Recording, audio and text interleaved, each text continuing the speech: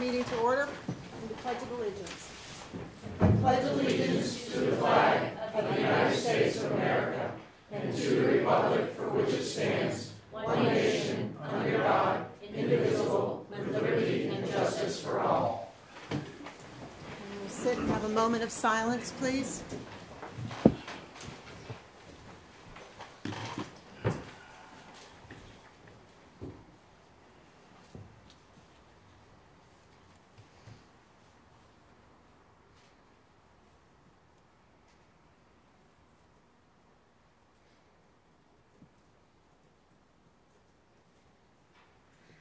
Thank you. Okay, first thing on the agenda is a presentation from Sanssouci on the Great River Hydro.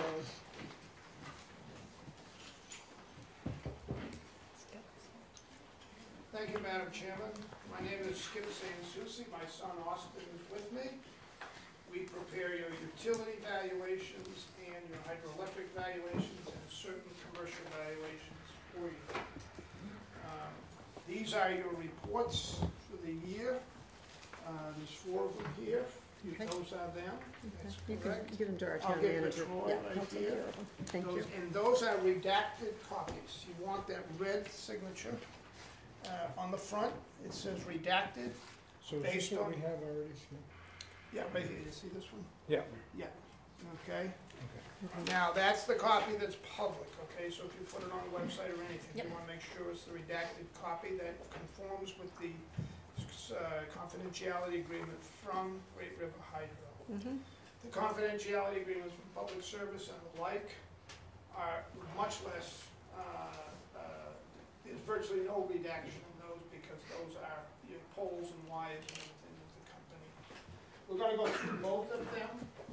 And I'm going to actually start with public service and your utilities and do that fairly quickly. Today, Paul, Troy. Paul right here. Troy's We new. got musical chairs, guys. 2 happy faces, you're happy too. But Troy's got that email today with your values for your MS1 on your utilities. Now, your utilities are growing, and they continue to grow. This is all because of the expansion of the Coas Loop. You are the gateway to the Coas Loop. You are the gateway to Vermont. And in the northern sector, you actually connect the state of Vermont ultimately to your substation here in Littleton. And you have your own Littleton Water and Light. And you also connect down all the way to Campton in the big loop. Austin, do you have the 2024? I 23 and 24. I only got 2023. You only got 2023. Do you have She another needs a 2024? I can also look at Linda's. We Yeah, can you want Yeah, share. make them for you. She's like, no, I'm not sharing.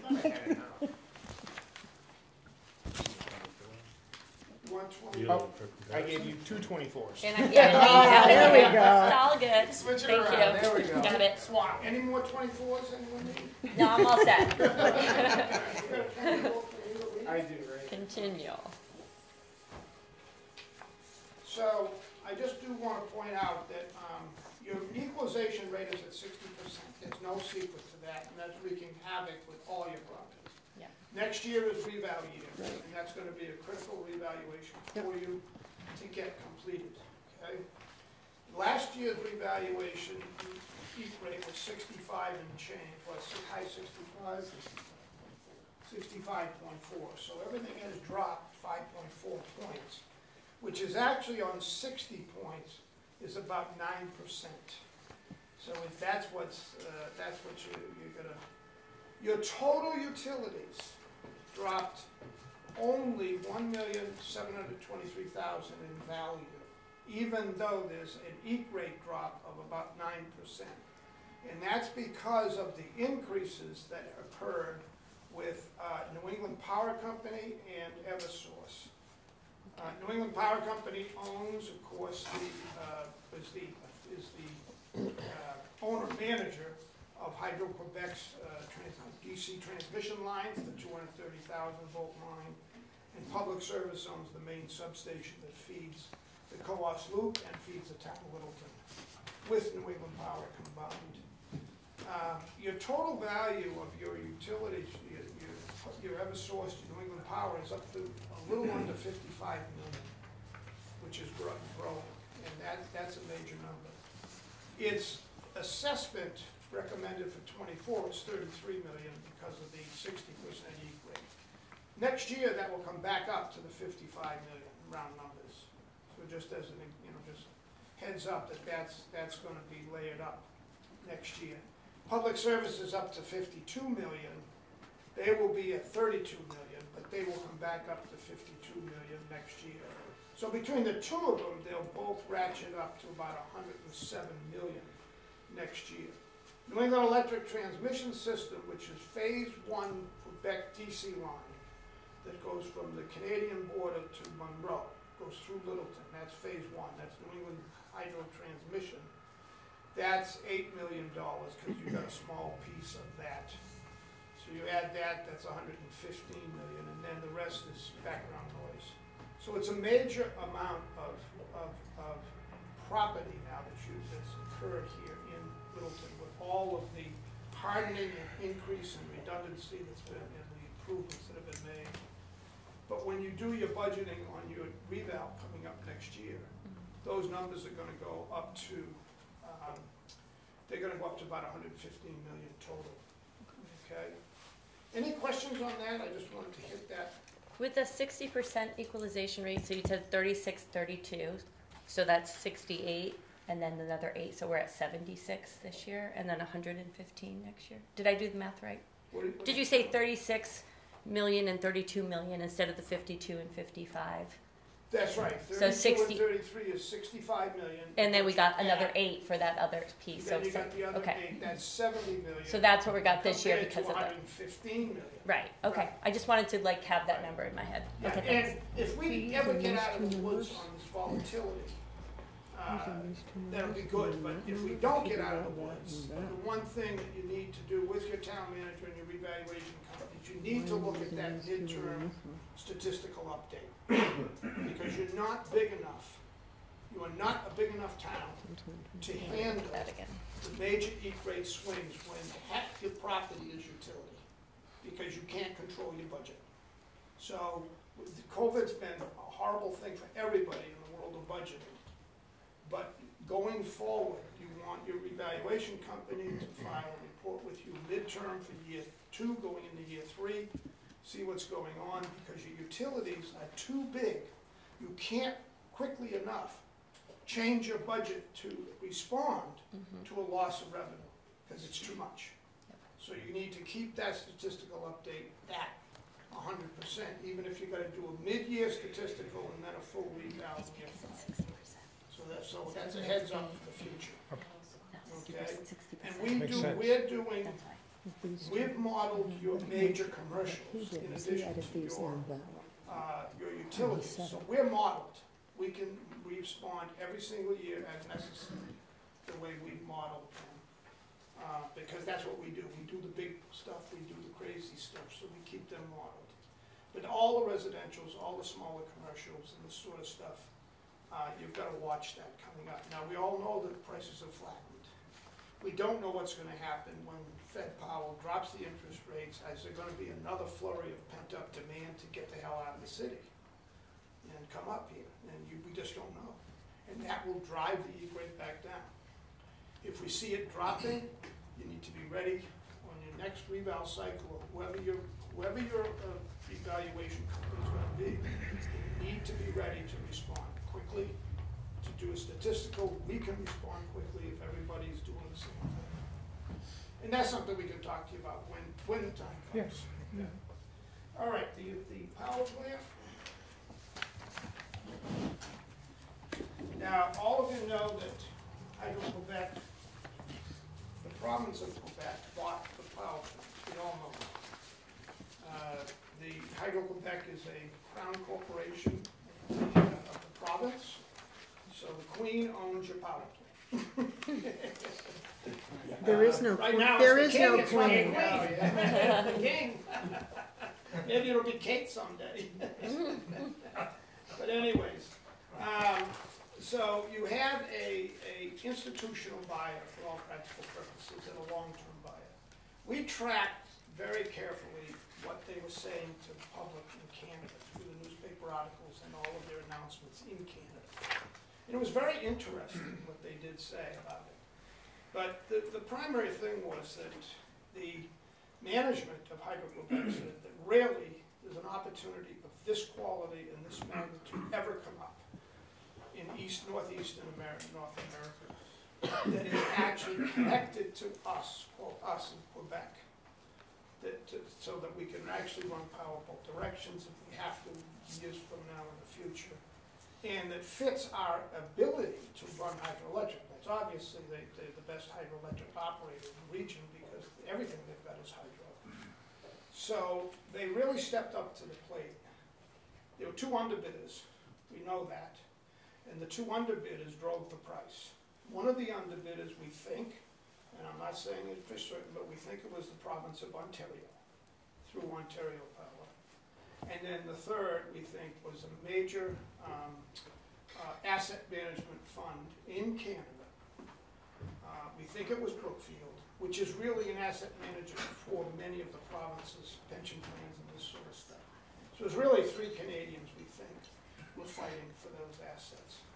And that price, the final closing price was $2,250,000,000 in round numbers for the plant. Now they'll tell you that they bought the company, not the plants. The plants are the company is the plant. There's nothing more and nothing less than that. So yes, they bought the company. It'd be nuts if they didn't because they would have paid a huge capital gains tax. So people buy companies for that reason, and they keep them in the company on utility sales. But the assets are what drives the value. The value that we are proposing is not the sale price. The sale price is too high at this moment in time. Okay, if you just take rough arithmetic, that means that more sold at about 850 million. The price is too high. The market is not at the price they paid for the plant. Now it might get there in a little while, might get there quicker than we realize. So we are gradually building a value into that market based on the other sales. Okay? So your value for this year that we are proposing, do you, by the way, have you been introduced properly here? Yeah, they presented 3 or 4 months back. Or 5. Okay, good. So they're here Yep, tonight great. also. Yep, Wonderful. Excellent. Jocelyn You might and wanna- Yeah, they're a small taxpayer, so you don't have to pay attention. You might want to reintroduce them because a lot of people Oh, may yeah, not that's know true. who Oh, they are. okay. Brandon Kibbe is the tax director for Hydro-Quebec and is responsible. Vice President of External Affairs for Great River Hydro. And I'm the property tax coordinator for Great River Hydro. My name's Jocelyn Barrett. So they're with us tonight. Thank you for joining. Last year we were on pilot, but all of your tax cards combined last year had an effective value of 182 million. Okay? And then the pilot ended December of 2023. Now, at this point in time, the total value of the plant, now that was shared with Waterford.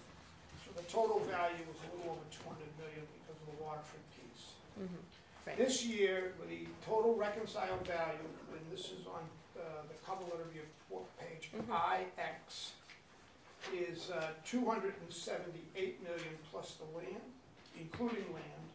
Without the land, the plan alone is 266 million. So we have seen a significant increase in the value of the plant for certain.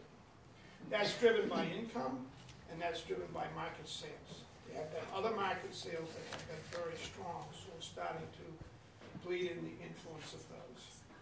Once you take out Waterford at 42 million, your taxable value is 224 million, plus land is including land. And then 60% of, okay, so 224 is your total value this year, and that's compared to 182. okay? And then at a 60% equalization rate, it drops it to 134. And then the land gets added back in because that's already equalized. So you're at 141 million for this year.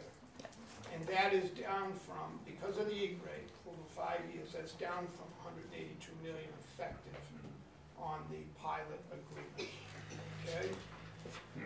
Any questions on that basic arithmetic?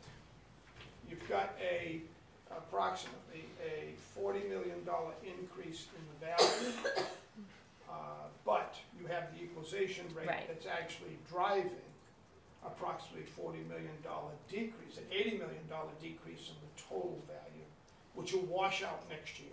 Right. Right.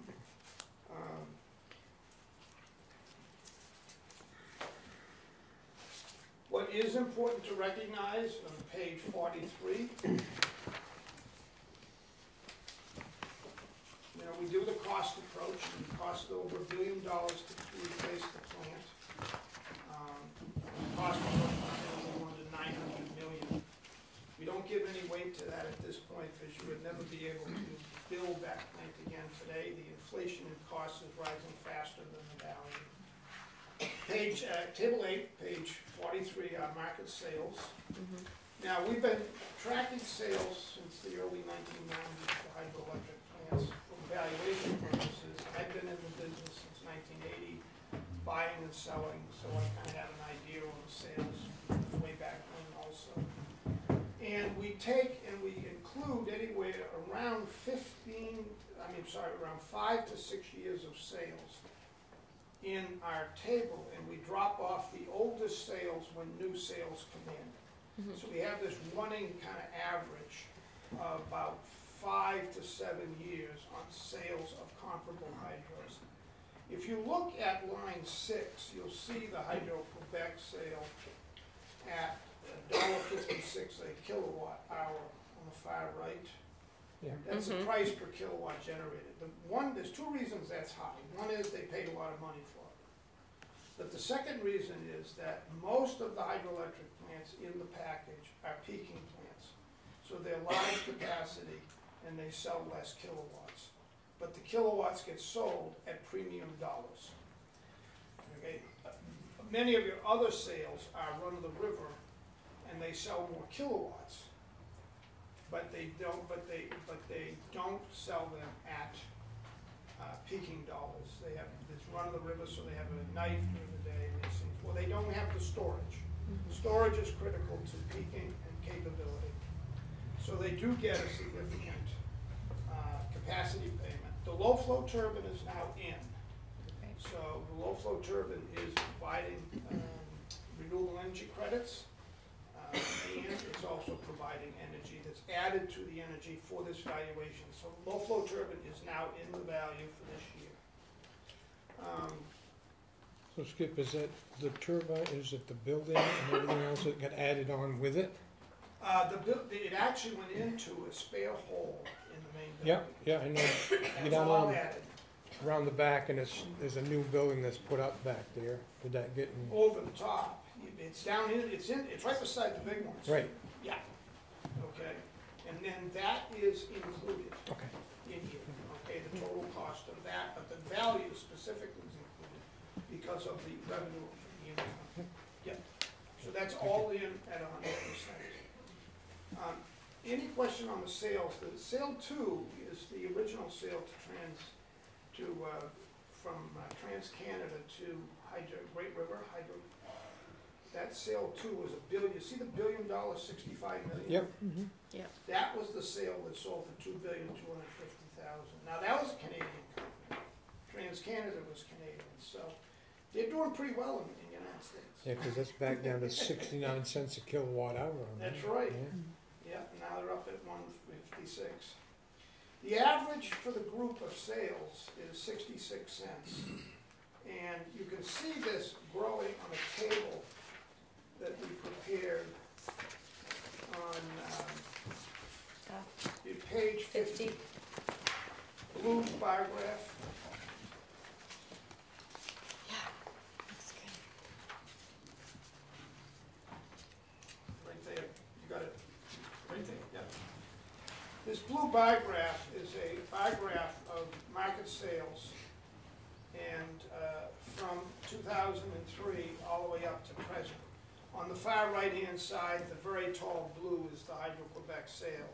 But you can see the others, and you can see the gradual rise on a smooth basis on hydroelectric plants. They're very highly sought-after asset, especially in America.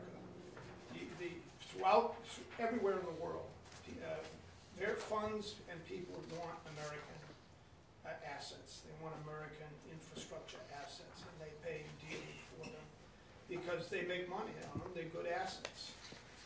But they generally earn more than they do in their indigenous countries, especially in Europe.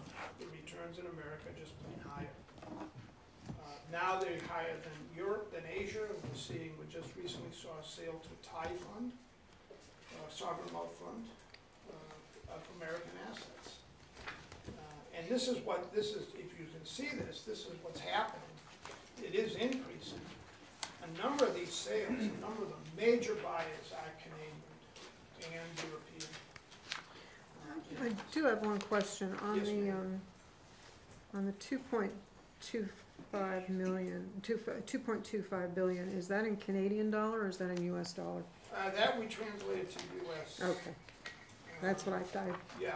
I assumed that, but I translated wanted to we double check translated and that make sure. back to US.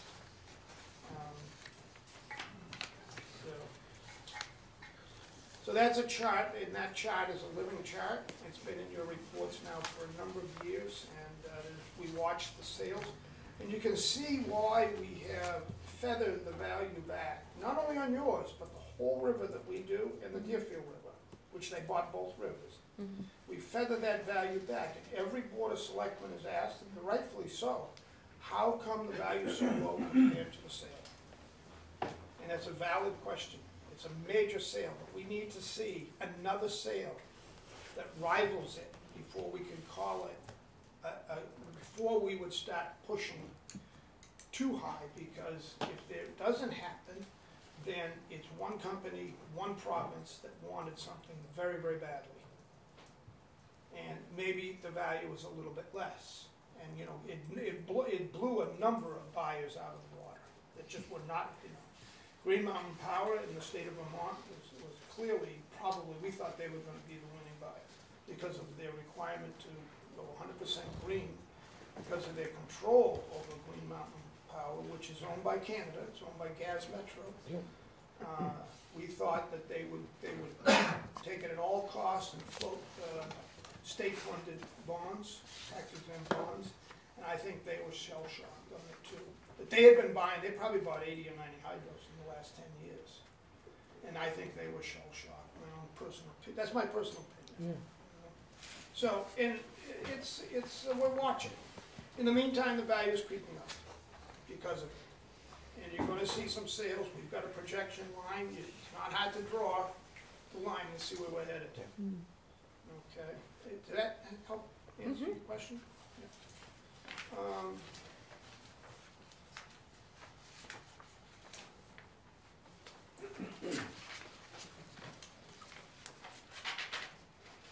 If you go back to the last page, page 59, a very simple reconciliation. As you know, this is your assessment report. There's a ton of mountain of paper information behind it. And I will say that Great River and Brandon and Dawson have been very cooperative with information, site tours, and everything.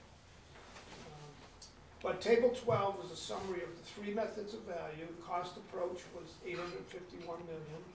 The sales was $211 at the 66 cents. And the income approach was $311. Reconciled out with a 3367 weighting on the sales versus the income. Because of the peaking income and the type of plants, that's $278 million total. And that's up from about 200, 210 coming into the pile for the total value. And that's it. Any questions? We have any commercials coming in this year? We modeled remodeling next year. Right now, we have some pickups to do, but we're not going to do the entirety of them this year. That's Picking up that's the for ads. the reval next year. We have to pick Yeah, up and ads. reval next year, and then the block of commercials that we do for you come in. Yeah, that portion of work has not been completed yet, so. Yeah. This is all the big commercials, so their values are maintained, utility values are maintained, so if they can't fight with each other over who's not getting valued by. Any questions? No, he's answered everything I've had. so. Okay. When you do the MS1, Troy, let us know, if there's anything we do to help you get, Okay. stack the utilities and everything. You got a lot of stacking on these compared to other communities, just let us know, and we'll help you get that Okay. put together. Can I ask you stated this earlier, but for a public document, this one's labeled redacted. Yeah. This is public. Yes, right, Okay. Jocelyn? Yes. That is the Is- public That's document. the It's public it's just document. stamped confidential and, The The inside. base document is stamped confidential, and the top right corner is redacted, so it's available for okay. public. Okay. Thank you. Yes. Do you have any concerns, Chris? Anything else? No. Okay. Understand. Thank you, Thank Skip. you. Question from the floor. Diane? Mine is to Linda, basically. When can this be on the website so we can view it? When can it be posted? We'll get it posted tomorrow. Okay, great, thank you. I see another hand, but I don't know who it is. Bruce. Bruce. Bruce, I think. Public Service Company, in turn, is now, you brought it up reading that. earlier, President Sullivan. And they're spending, Is what? according to the newspaper, about $400 million redoing the lines from Whitefield down to Campton and everything. Will this have an assessment value on changing of all the poles and the wiring, will it increase in value? Bruce, they're gonna spend about 800, 900 million total with the Colas Loop Right. and the connection from Moore to the Littleton substation. That piece had to be done first, and that is now done. Your value has gone up tens of millions so far, but you're coming to the closure of your section of the improvements that enable them to go from Whitefield to Baker River and Campton. And that's the $396 million piece that's the next run and the last run, okay, of this project. So the project was one Littleton, everything in Littleton and connecting and the rebuild of up the You didn't answer substation. my question. I think he's talking, You didn't answer my question. My question is, they're doing the three poles completely and the wiring. Will it change the assessment as far as that part of it's concerned? Any new pole or any wire that's Yeah, well, the done, ones that are there are 60 years old. wait, time out. Any that are done in any year, they get revalued. Okay, they don't do them all at once. Your group of poles has been redone in Littleton by Public Service. No, that's not what I'm hearing. no, They've approached us and everything, so I don't think you know what you're talking about. Tom? he's talking about the U-199 line coming in from Vermont, coming through across Meadow Street. They're surveying it now, so.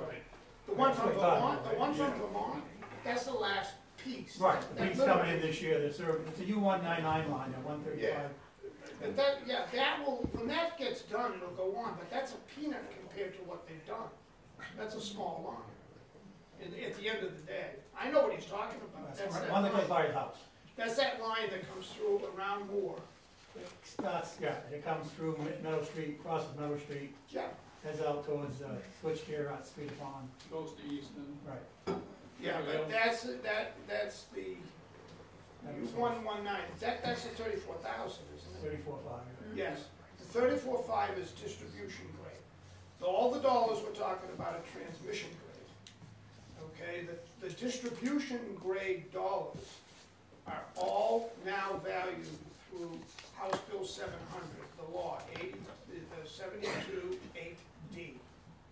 Okay, Okay, so that will show up in your value, but it shows up in a different category on your value. It gets valued it will get valued when it's built, but it's now done under the state formula that came out of that law, that new law for distribution property. What I'm talking about, the 900 million, is the transmission property, the 230,000 volt lines that and the new substation.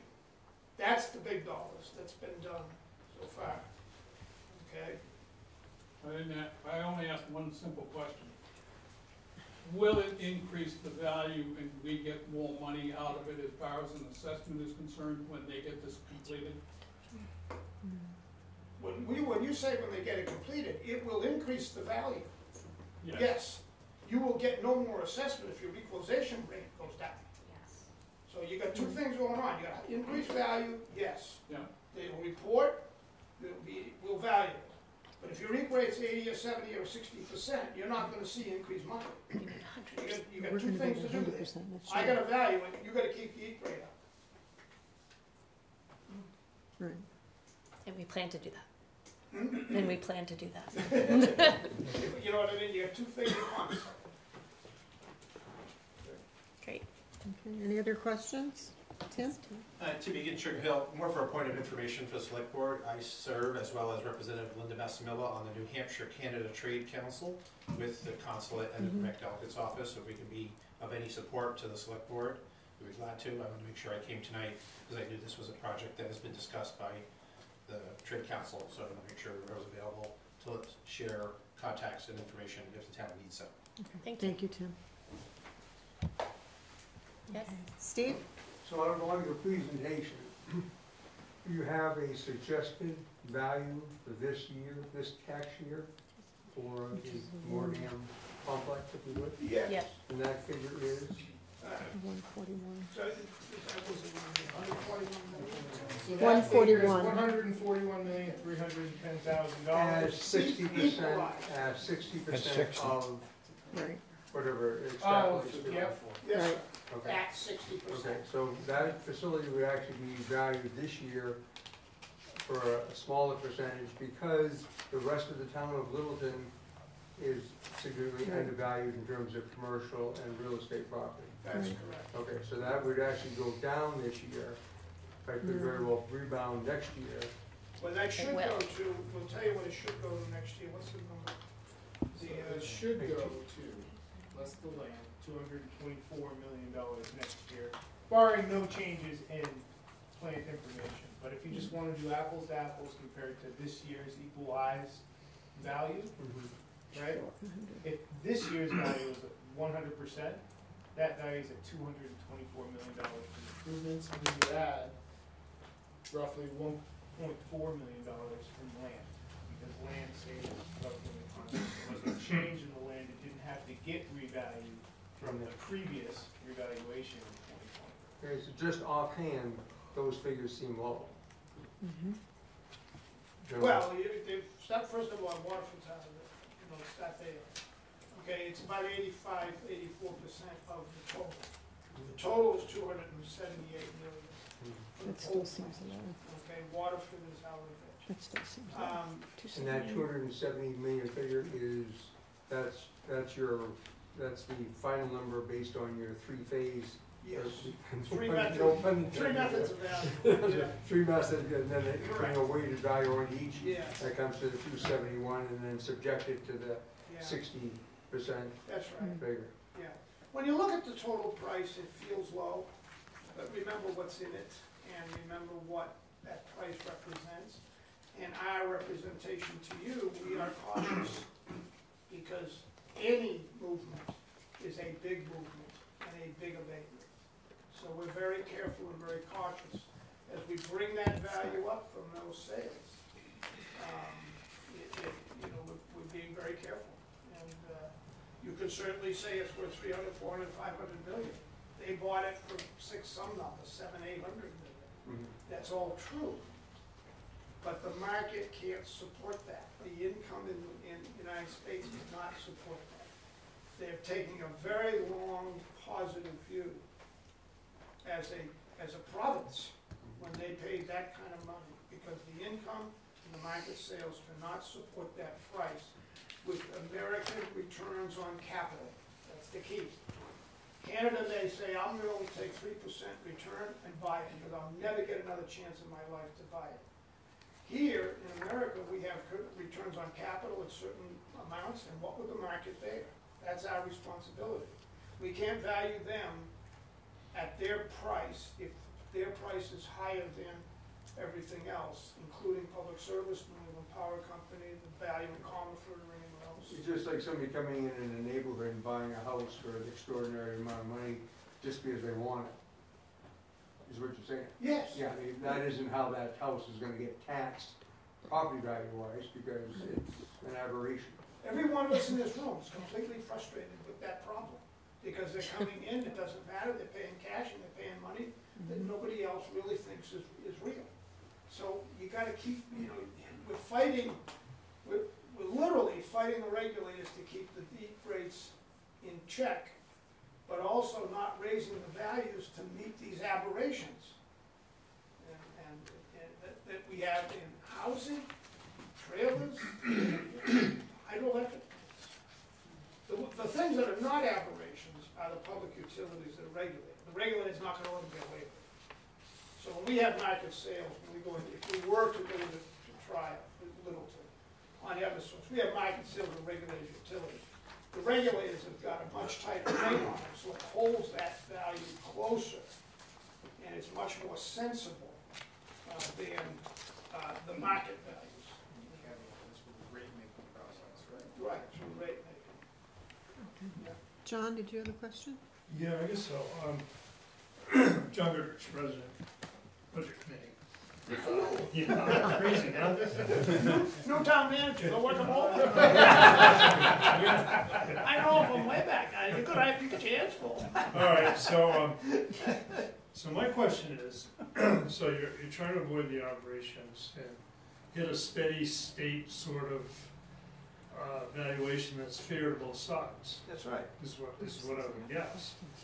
Who's pushing back against that from the utilities, from the Quebec side, the ownership side? The owners are pushing back because they think I'm too high. Of course. Right. The people in the room are pushing back because they think I'm too low. Too low, right. Right.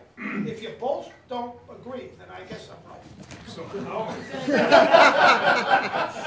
We're gonna long, get a how grievance long do either you way. go? Yeah. But, man, We'll get a grievance no matter what you do. oh, we'll get agreements, we know that. Yeah, Yeah. exactly, so, Yeah, we know that. so isn't this kind of, But how long, That's how a long good do you, point. how long do you wait to say, oh, this is, let's say it's getting on the line, and it's too low, even Europe? We were 42 cents a kilowatt in 2019, coming Yeah. up to those, so we're at 66 now. So that's a 50% increase, from 20, 21, 22, 23, 24, 5 years. It's a 50. But that's about the amount electric rates have gone up. That's right. Yeah, So- and the wholesale rate of electricity's gone up. And the market, the income approach to value is about, we're using 2/3 weighting on it, you see. All right. And you see the income on the revenue has gone up on the electricity, and then the value that we're using on the sales approach is going up also. So I guess what my real question is, Yeah. how do we make sure it's not getting out of line and we don't fall behind or get ahead so that we put up with what we did several years ago? And, Several years ago, you got ahead. yeah, I know. You got too far ahead. Yeah. And they wanted to roll it back to our value. Right. And that's what created that problem. Falling behind becomes, you have fallen behind if you looked at it every year, because you had a pilot going into 2019, 2018, you have for 2023. But there were reasons that you wanted that pilot. You're in this kind of, flat recession, people didn't know we were going up or down, the interest rates were low, whatever. And the town wanted a pilot at the time. And pilots, you give something. You give growth, very often in pilots.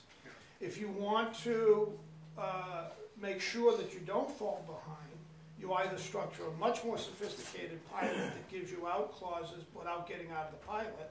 So if the market goes up, you get a boost, or you forego a pilot for a year or two. and you see what happens to the market. We've got a very interesting reduction of rates coming at us very quickly. Yeah. That's gonna change the complexion of all values in this country in the next 18 months. Which is why you're favoring not going too high right now. I don't wanna go too high, but I also am favoring being cautious about a pilot right now too.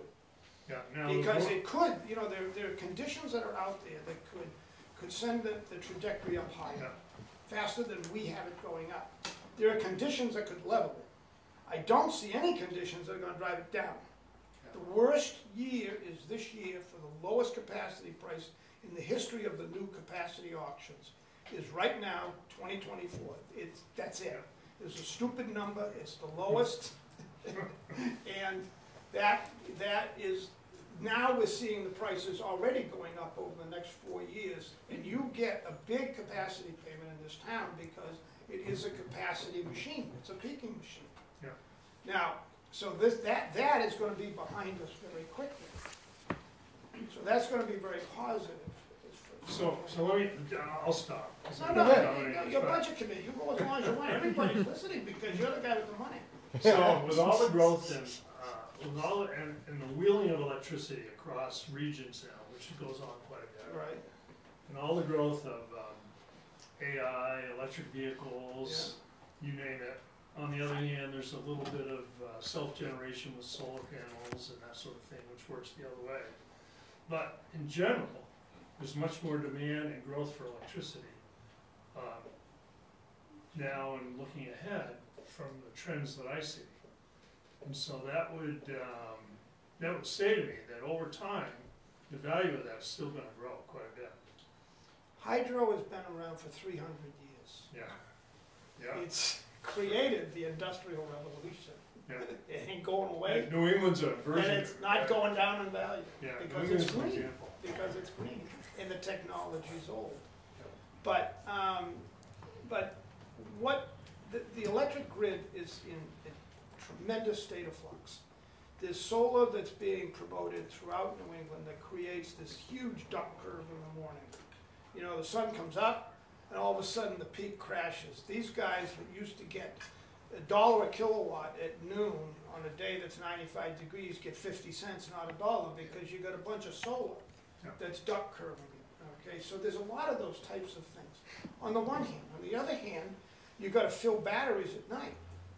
All right, so there's those people are going to sell green battery power, so that because all of the majors want green power. You know, they want to fill their batteries with green power. They want to run their AI with green power. So, you know, is there going to be a demand at night, which they never had? They had dirt cheap, sometimes negative values because of wind. And are they going to get more money at night? We don't know. It's a period of flux. What we do know is in 300 years, the hydros don't go down in value. They go like this, but they don't go down in value. And they're still, they are still spinning reserve. Right. The biggest single problem we have is we've got a lot of non-technical people making decisions. And we have a very technical process, the electric grid.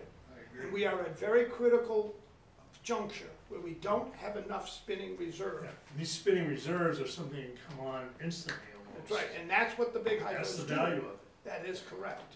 Yeah. That's correct. And there's a lot of talk amongst the engineers about, you know, are we going to have a collapse of the grid because we don't have enough spinning reserve. Spinning reserve is in a flywheel? The big turbine generator is a big flywheel.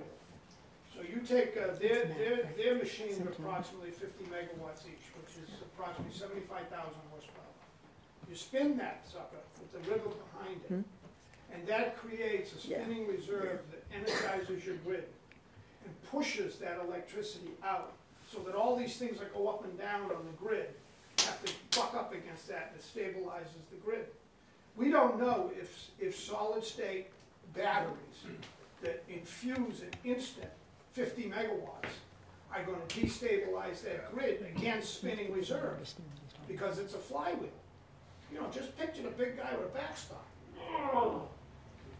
I was in Ohio when the East Lake plant went down, and the nuclear plant went down, and the wires dropped to the ground and started a fire. Because of that, because that spinning reserve could not get out, and they couldn't backstop it, because there weren't enough power plants left running on the grid from the Cleveland area. Watched it happen. It was crazy. The boiler blew up and everything, you know, the oil, the coal boiler. Thank you, George. I want to take one more question. Matt? Yeah, hi, Matt St. John. Question, what does this mean in terms of dollars and cents, right? So I'll get more of a question for the town manager and the town team, but if you look at the valuation that's being proposed, and The you look at 141. the final year of the pilot, you look at this year where the equalization rate is not where evidently we want it to be long No. term, Right. and you project out next year with the equalization rate where you want it, at the value It'd that's be at being 100%. proposed. What is the bottom line I know those ballpark numbers. No. 3-year projection of revenue from that property under those 3 scenarios? Yeah. Well, we've From sent what it out- was last year to what it would be this year. What's the tax rate now? 2306. Yeah. Yeah.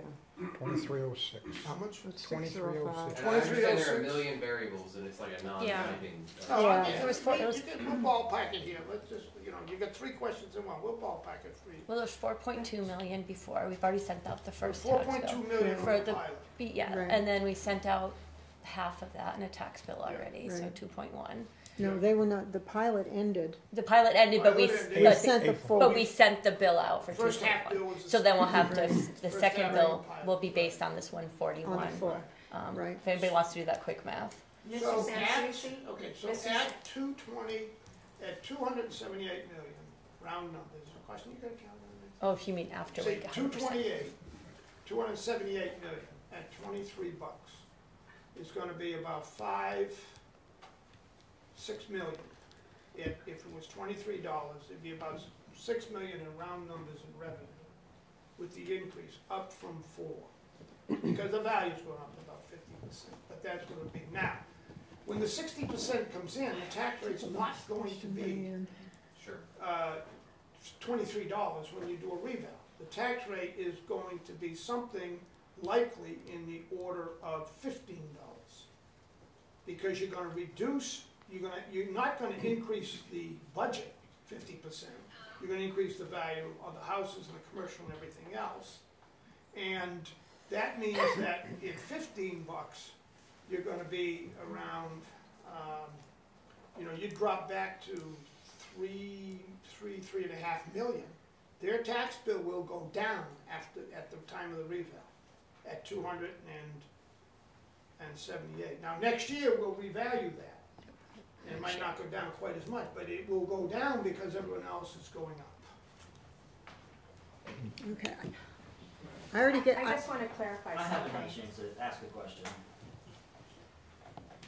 okay, Diane, quickly. I just wanted to say that 2306 included the state wide Right. property tax or school tax, and It was the also total the county tax. tax. And so for the dam, that is not included. They do The not only pay one for that's not that. included is state schools, so take about $1.80 off of that. Okay. Okay, it's about $1.80 you take off. You're absolutely correct, thank you. Okay. Go ahead. Yeah, Travis Howard, I'm on the school board. What did you guys come up with the assessment for just the property? In Littleton, In Littleton only? it's 141 million assessment. And how many acres is that? That's just what, 42-acre piece, or, That is on the main piece, less the land. that's the main piece less the land. The land's about 6 or 7 million. Okay. So just the valuation of the property is the question I'm asking. Yeah, Just the land, what did you guys value that at? the land, 11, I'm looking at 11,689. 11 million. 11 million, All 689. parcels. Yeah. Yeah, 11 There's million over -ish. 3,000 acres total. The land's not the, Total land and How long flowage was I rights, going? the total land, right? We're done. No, I'm sorry, you are correct. the 11 million, Yeah, yeah. 11 million. All The right. land's not. Thank a you big very chunk much, of it. George, for the It's presentation. Yes, thank you. It's small potatoes Thank compared you. to the day. The next thing that's gonna be though, is you're gonna be sending a tax bill out in December. Yes, we will send a tax bill And these out. people over here might look at what you got, and they might file a tax for tax relief out of the thing. That's happened to us twice and it's cost us millions of dollars out of it we had to pay back. Thank you, Bruce. The next item on the agenda is. Hold on, listen, I asked a question and I'm looking for the answer there. What was the question? My question is, these people over here are possibly gonna come in with a total assessment out of Yes. the thing on it, and they're going to say, you people overcharged us based on his figures. Okay. And if they did, this is the second or third time that it's happened to us, and we've had to borrow money to pay it back to the power company. Right, we know that we've been sued and had to pay money back, yes.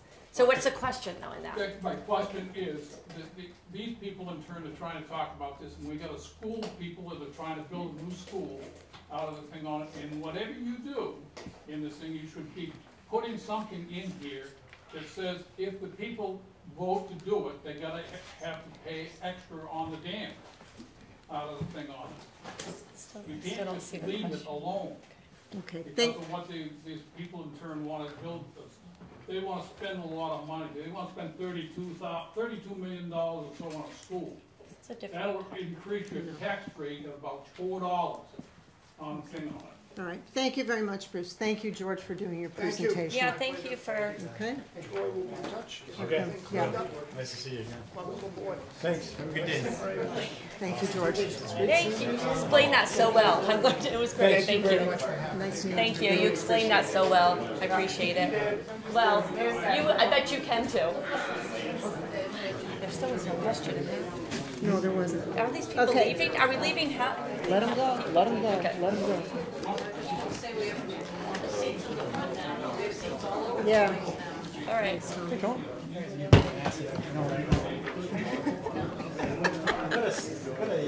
I had Paul sending me looks, I had Tom sending me looks.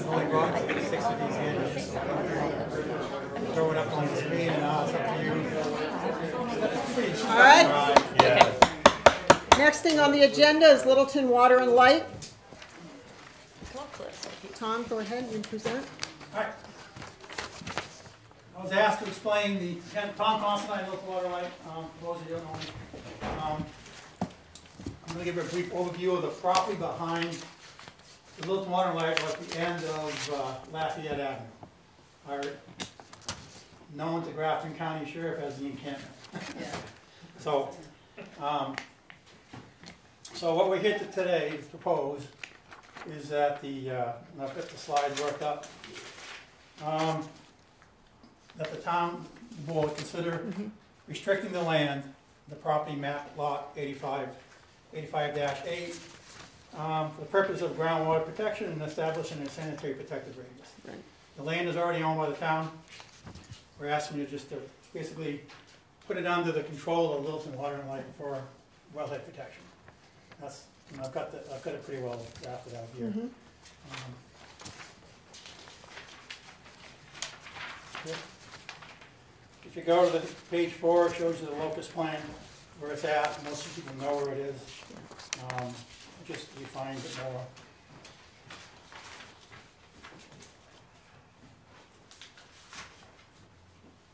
Is that blue where the wellhead is? Or is that just a mark for something else? Let me see.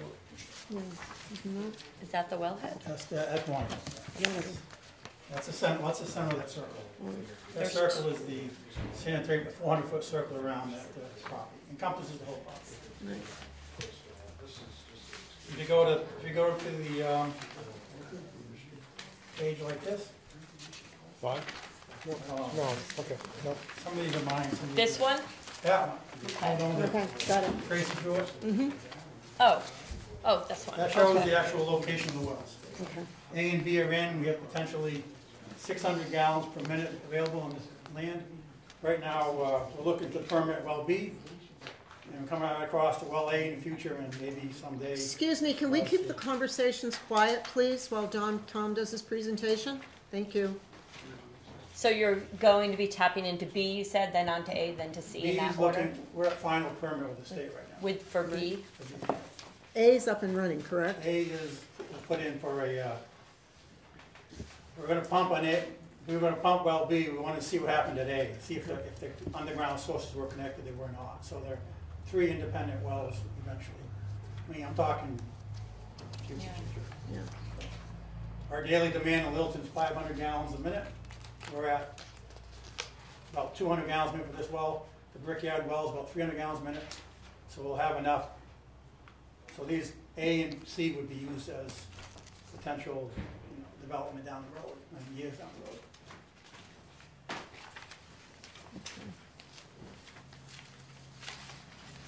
So I don't know how this all works, but so were those, they're kind of like, were there not being used, and then all of a sudden, when you need more water, you can tap into them? Is that how it works? Or It may. If you go to it's probably listed here. research and development, I'll go to it. Ah, okay. Probably my answer Kind is of right put the there. bottom line up front, so you know what we really wanted, you know. 2014, we began researching that, and that all stemmed from a, some of you may know that the town tried to sell off some property years ago. That wasn't being used. The Eaton property came up in discussion at one time. This all came up in that discussion, and we kind of said, well, let us, time out, let us check this property out. It's right in our backyard.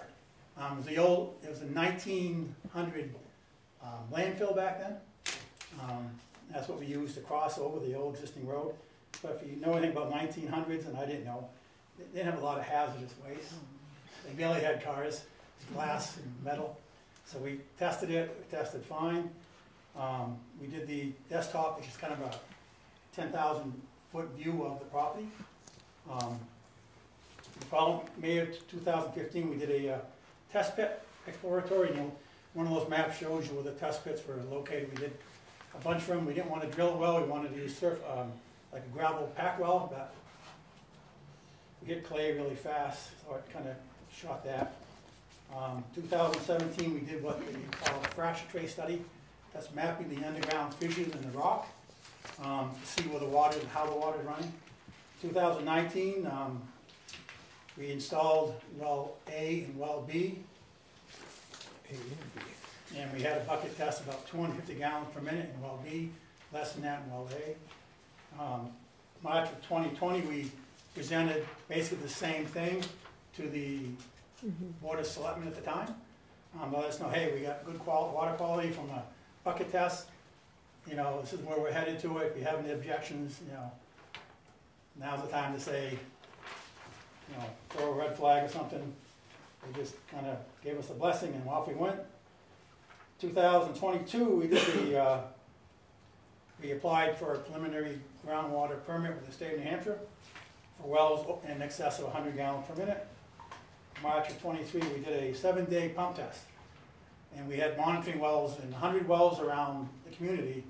I think Hadlocks had one, Bryan, all over the place. As we put this well on at 200 gallons a minute, will it impact residential wells in the area? We had really no impact. And then we're in the final process of waiting on a permit, which we're expecting anytime. The state marches to their own tune, so. Takes a long time. Yeah, It does. So what you need a vote from us, and I don't know exactly how you want to do it. This is a request, I guess. Because right now, if you've been back there, I don't think anybody's there. But there's quite a lot of debris left over. So if we get your blessing to use it as a wellhead protection area, we'll post it in accordance with New Hampshire groundwater rule. We'll send an excavator down in there and pick things up a little bit. okay. And then prepare, and once we have the permit in hand, we can actually tie it into the system, which is 200 feet away. Will there be a fence around it? Like, do people can't No, walk on it, or is it just? Our goal is to keep it, people can walk out there, they go fishing, they do blah, blah, blah. Our goal is to keep the footprint as small. The state will probably make us put a fence around the pump house, which would be a small house like you see up on West Main Street. Oh, yeah. I don't want to put a fence up. Yeah. Fences are. Yeah, I would look. Out in the woods are a pain. I hope not. Yep. I'm not sure we even need a building yet. We haven't got that far into the design. Yep, yep. I'd like to be able to run it all from inside our current shop, but then all you're gonna see is a piece of wellhead sticking out of the ground. And on the back page is what is sticking out of the ground right now. Yeah. That was a video, but. So should we should we do, Troy, should we do we should do a motion for this to accept it? Well, Hold on, I got a question. Just, 1 second. excuse I me. guess I'm just, So what I did is I asked the board, I asked Water and Light to provide the board with a motion to give Water and Light the authority to Which is this? manage that property, which would give them the authority to post it properly in case we would have to go down and remove people that could be contaminating the drinking water source. So we were looking for, Tom did up a motion, that's what's here. that's, It's wordy, you guys can do whatever you want to shrink it a little bit. Were there any discussions, about the town's gonna remain the owner? Town property. Yeah. It's town We property. can't, And- we're the stewards of the property, we can't own property, water and light, because it's basically public. Yeah. So it's already town property. So was there any discussion about any type of an agreement? Some kind of a written agreement, or you just With, No. an MOU? well, or we could any do type an of- MOU, we could do any an type of MOU, that's up to you agreement? guys, where we left it at this. I mean, My only concern is that, obviously, you're gonna make commitments, and, We've already made a big commitment. no, yeah, Yeah. and it should be memorialized in some kind of a real legal document. So you get 25 years out down the road, and you don't have any issues. Doesn't come back to up. bite us in the butt. Well, I would, if you guys voted, I would have this, obviously. That would be the legally That would binding. go, that would be the binding thing, but Right. MOU, we have MOUs with the Forest Service, Yeah. you know, I mean, that's just, I'm just My giving- recommendation, very new to this process, Yeah. but I would definitely have a formal document that lays out the agreement between the two parties. And you see that, and you approve it, and you sign it, and we move on. It An shouldn't be agreement anything. like that That's- should be placed on that's the something- town warrant and voted on by the people. No. Well, if it they, does not well, have to that, be voted that on. opens another point, now, if they wanna change zoning to do that, I think that's what that would mean, I don't think this go is. through the zoning process. No. But whereas it's town-owned land, It's town-owned land, you need the agreement between the Board of Commissioners from Water and Light and the Board of Selectmen, because it's town-owned property already. Yeah, it doesn't seem like something that has to go on the ballot. Right, no. But you do that when you have a lease, the leases in turn are always by in front of the people, and the people in turn vote on it. So Okay, No, Bruce, this is town property.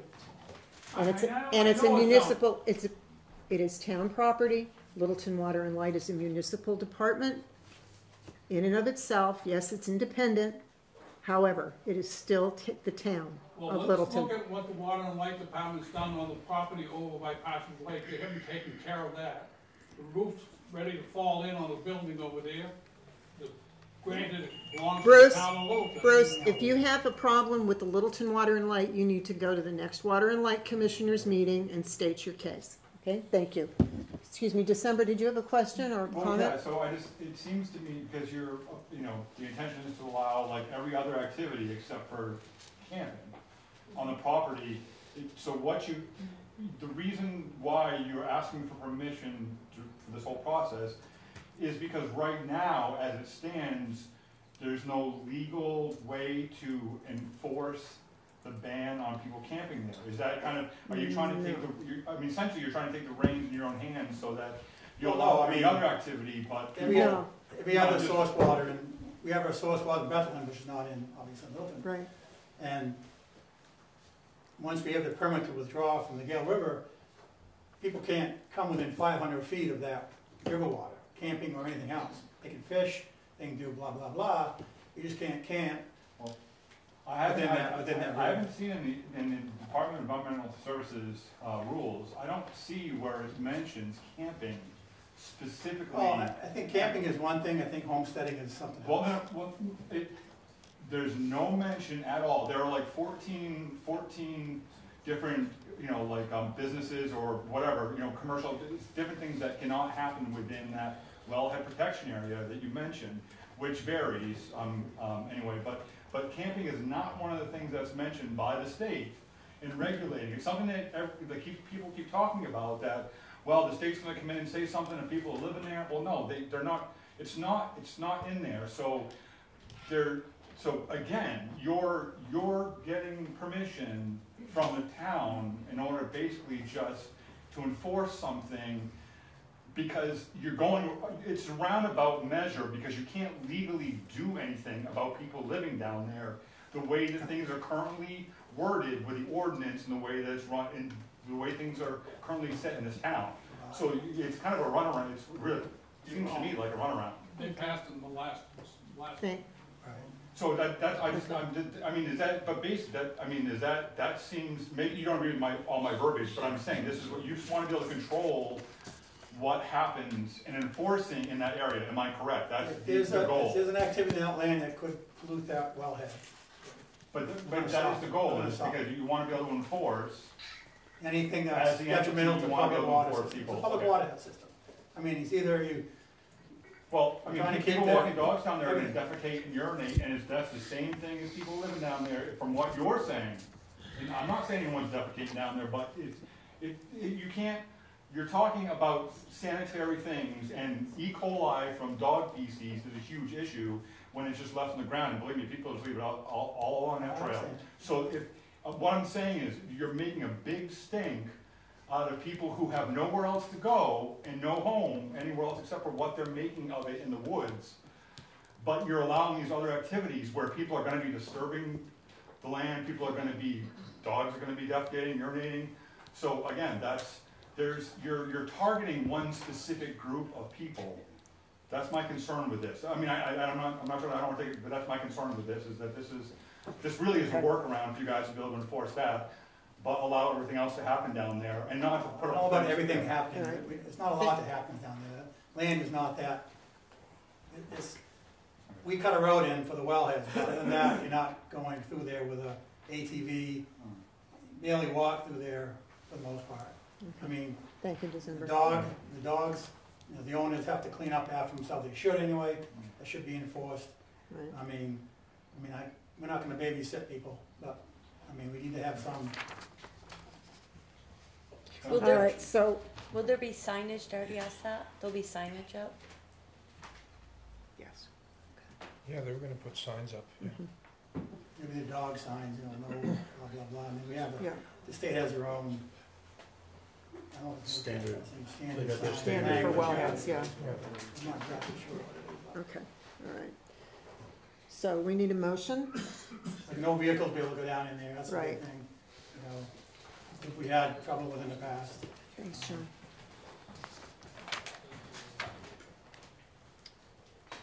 So we need a motion, What is the motion that we're saying? Okay, To I'll let make the that light, motion. Littleton Water and Light to, Where we consider restricting the use of town-owned property, map 85, lot 8.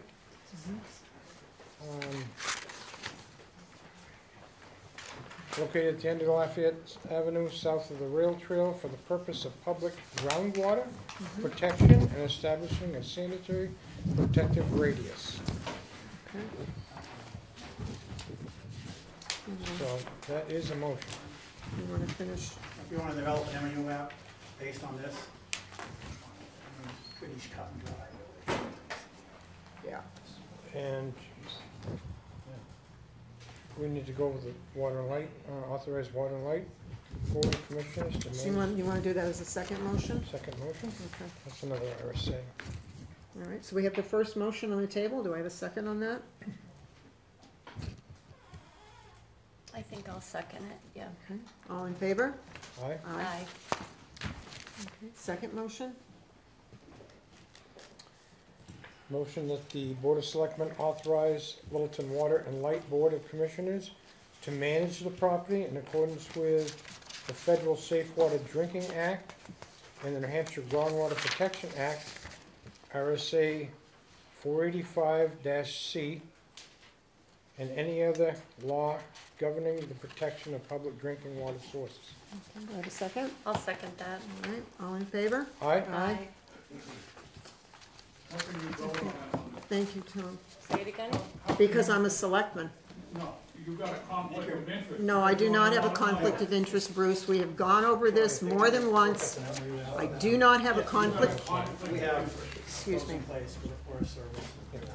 Troy, would you please speak to Bruce's conflict of interest by the fact that I am a Water and Light Commissioner and a selectman? She can't be both. She can't vote on this. Yes, I It's can. a conflict of interest. We have a Well, legal my- opinion. My understanding of conflict of interest would be for personal financial gain. And there would be no personal financial gain in the motion that this board just made and that the chair took action on. There's no financial gain to the We don't know chairperson. Well, you can never know everything. Okay, next on the, The only thing I just Excuse wanted me. clarification before we move on yeah, is that I would like to work with Tom Okay. with the authority you've just granted, but I do think we should probably work together and have an MOU, bring it back to the board, you comfortable and, with that? Okay. Okay, and have something official, I'd feel other than better just about meeting that. minutes yeah, okay, and a motion. all right, the board supports you. Eventually, this will show up in the state's, wellhead protection area, and I'm sure the GIS people will pick it up eventually, Yeah. on your town map. Okay. All right, next on the agenda, and you will have to tell me what the it's North Country Alliance for Balanced Change. Did I get it right? Okay. All right, gentlemen, Wanna come if you up would here? like to do a presentation, please? Well, thank you, Madam Chair. I'm Tom Tower with North Country Alliance for Balanced Change. I'm here along with Wayne Morrison to discuss a project that the Granite State landfill, if approved, will significantly impact not just Littleton, but also the surrounding region and the entire North Country. This initiative will shape the future of our environment, economy, clean water resources, and the health and safety of our community. Its effects won't just be felt in 1 year, 2 year, or 10 years, but for generations to come. So this is a moment to consider the legacy that we leave behind, and to do our best to ensure that our children and their children inherit a place as vibrant, thriving, and sustainable as this area is today. In a moment, we're going to show a brief video. It's 90 seconds long. We think encapsulates some of the things that I just spoke about. But I wanted to take a minute to talk to you briefly about who is North Country Alliance for Balanced Change, or NCABC. How many people in the room have actually heard of NCABC? Good, appreciate that. So North Country Alliance for Balanced Change was formed in 2008 with the belief that a healthy economy is contingent on a healthy environment. And that's no truer than certainly in this area where our outdoor recreation economy is so driven by tourism and people that are attracted to the area because of clean air, because of clean water, because of being, one with the outdoors. The area that we have historically focused on is the Forest Lake area, Burns Lake, the Johns River, and the all-encompassing Ammonoosuc River watershed. So that's, in essence, kind of where things began. I want to take a minute now to talk a little bit about some of the things that we're doing today, right? So NCABC is pretty heavily involved in stopping the project that I just described to you all tonight. We have contracted with hydrogeologists, a legal firm, wetlands experts, and scientists that take a look at these proposed permits in detail, kind of challenging them along the way. We're also involved with advancing clean water and solid waste management reform in Concord, right? Clean water, solid waste reform go hand in hand. One of the things that have come to light here recently is that compared to the surrounding states, Maine, New Hampshire, Vermont, Massachusetts, New Hampshire is significantly lacking in how they manage solid waste, and in essence have created an environment where New Hampshire has become basically a giant magnet for out-of-state trash. So we work feverishly to try to advance legislation that will help address that and bring the Granite State up to par with the surrounding states. And then lastly, we do things like this. We educate elected officials, we educate the public. We do that through forums like this, tabling, We certainly have had opportunity to be in the press. We've established relationships with print platforms such as the Union Leader, the Concord Monitor, and without further ado, I'll ask my friend Mary to tee this up. Come over here and do it, sorry. Question is, can I reach from there with my wireless? Oops. Yes, Yes. I can. Good job. All right. So I'm that big, and I am going to start it.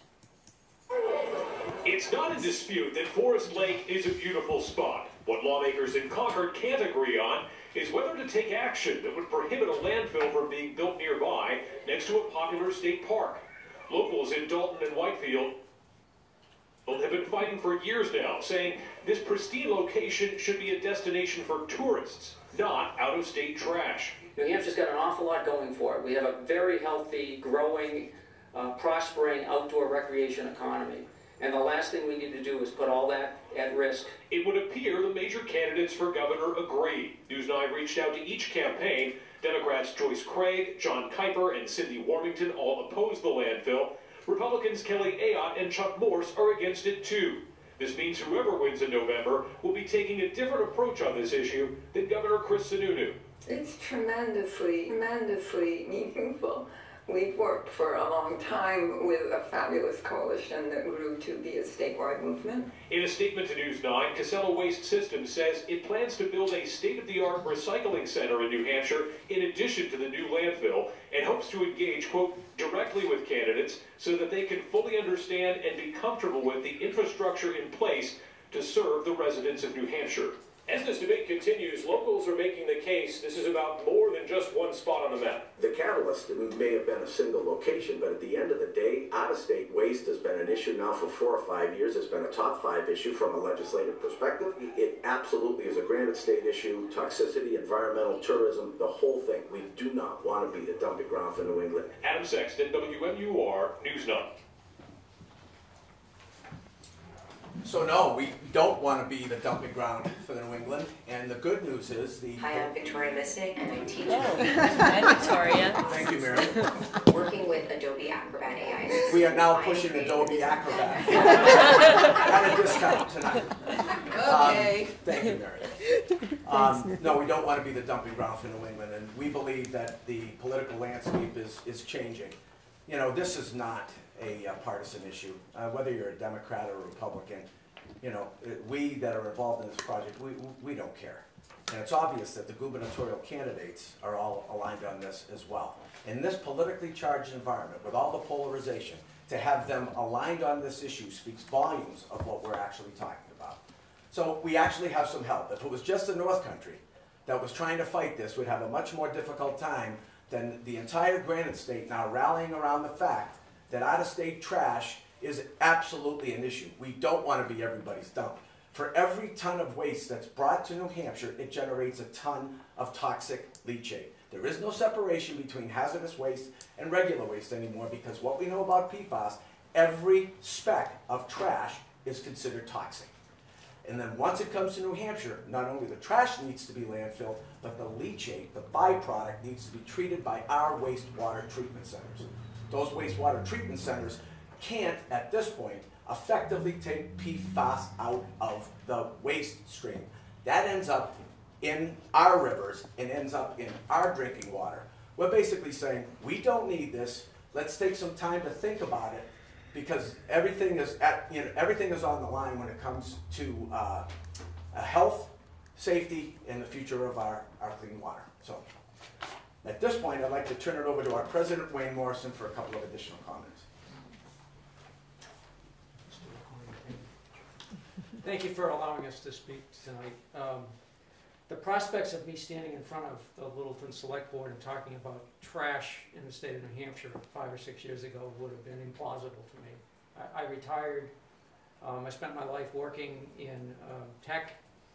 I was in sales and spent my life working with customers and dealing with very reputable companies all across the country and in fact the globe.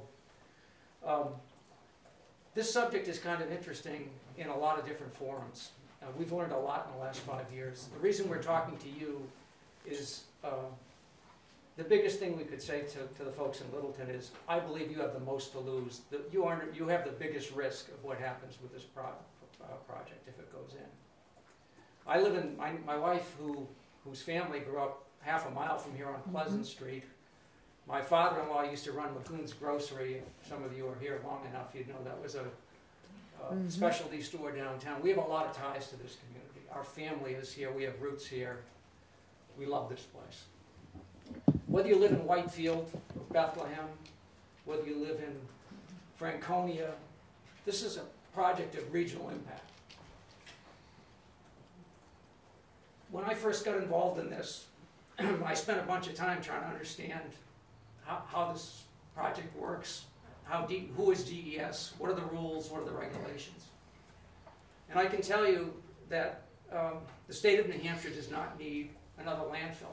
They certainly don't need a greenfield landfill up in the North Country. We already have 2 of the largest landfills in the state, and it's not a secret as to why they're in the North Country.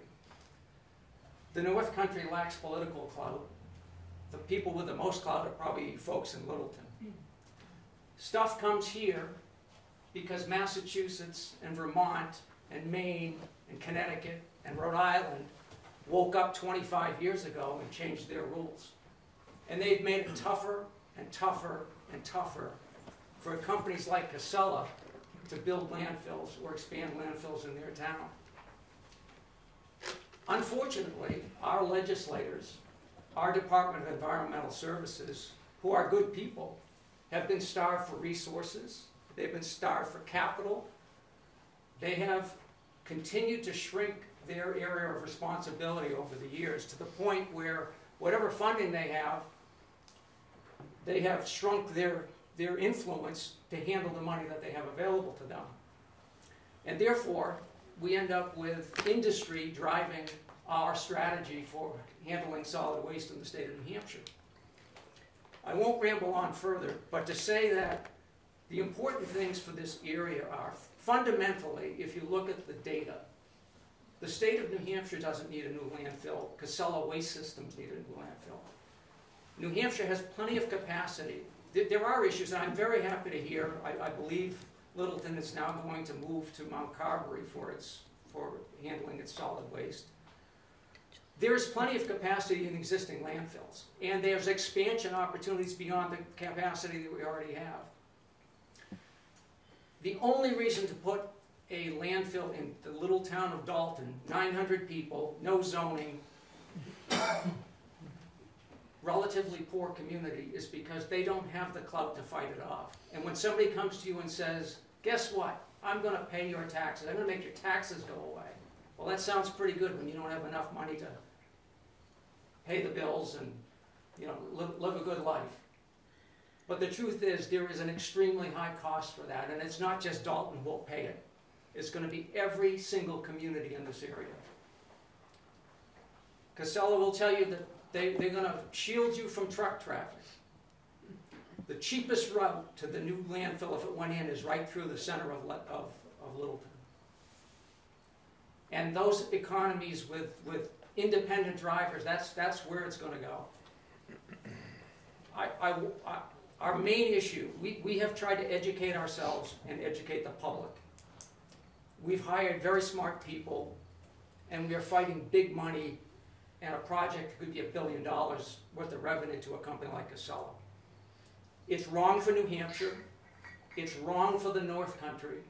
If it goes in, the booming economy, whether you're talking about restaurants, retail shops, breweries, candy shops, how many tourists are going to come?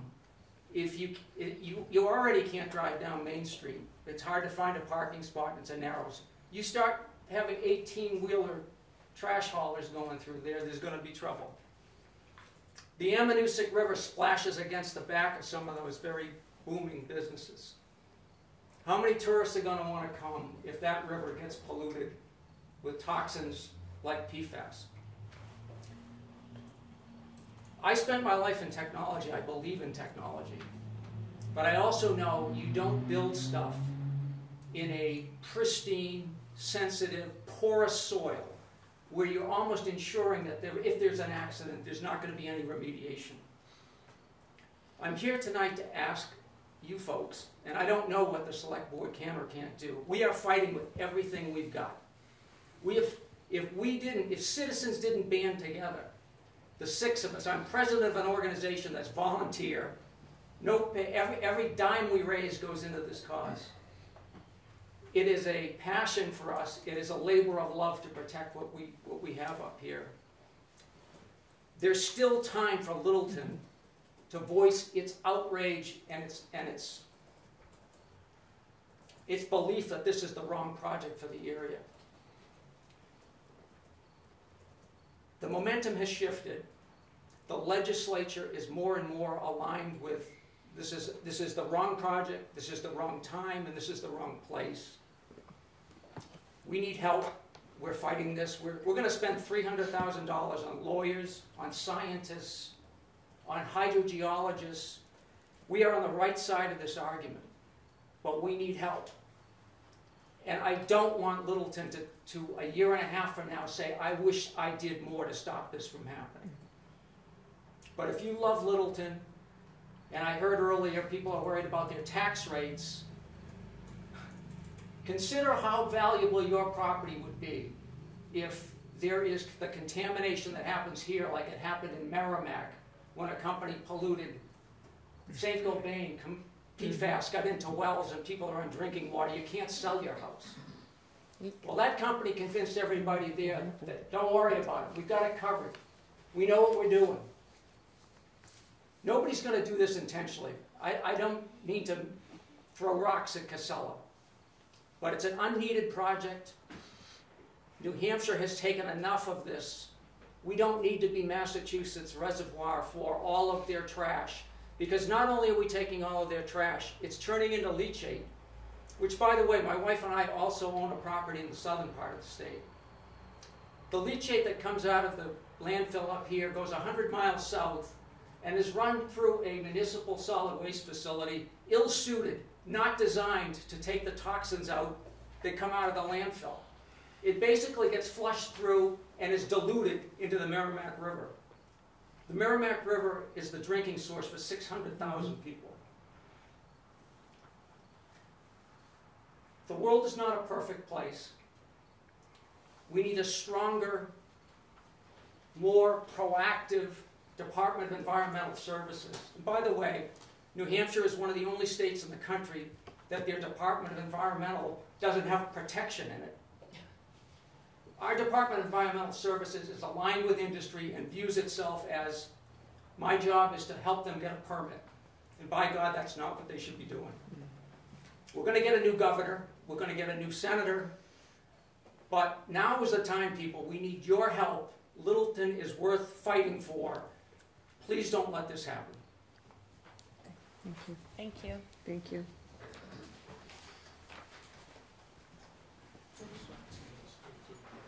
Approval of minutes, right? No appointments. No appointments. We can just go right in, right? Yeah, minutes, there were a couple of preliminary. Oh, yep.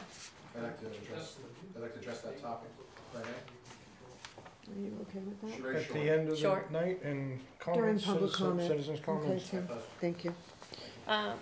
We're in 2 minutes, so Yeah, I'll make a motion. There were some grammatical changes on the 26th, that's all. So, On the non-public or the public? All right, so I don't have the one that's fine. edited. Just- Okay, I make a motion to accept the minutes of 8/26, the public meeting. I'll second it. I've read them over and everything looks good. okay, all in favor? Aye. Well, can we do the non-publics together?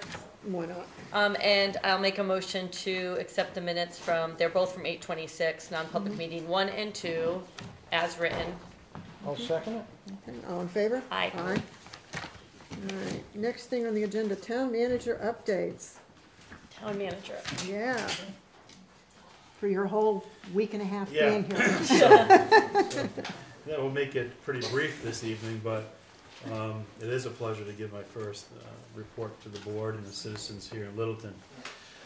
Just to give you an understanding of trying to get on board and transition into the new role, Last week, spent time with staff and our directors touring some of the facilities. We were able to get to the Opera House, toward the recreation facilities, the fire station, the wastewater treatment facility. And Chief Smith took me out on, trying to explore just some of the roads and the dams, and we just touched the surface. So we'll continue to work on that this week. And it's a beautiful community. You have a lot of assets here. And, I'm really enjoying being here, and I'm really glad I made the decision to come. I also had an opportunity to meet with our IT contractor, the company SNS.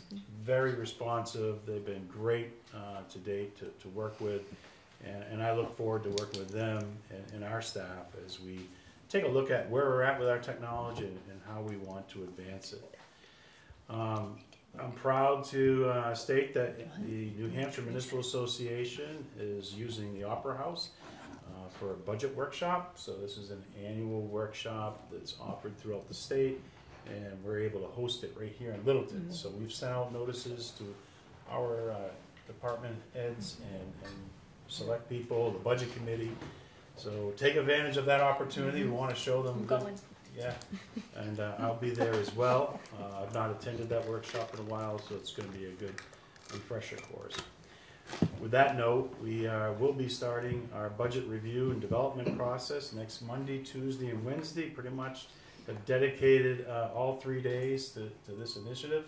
So we'll see how that goes. And, I'm pretty confident that our staff has been working hard, and we'll like we've done every year, we'll be putting together a very responsible budget. The board has been working with Littleton Road Riders in pursuing a lease agreement to store their groomer, the trail groomer. We did receive a written notice that they have decided not to pursue that concept. So that's a recent decision that they've decided.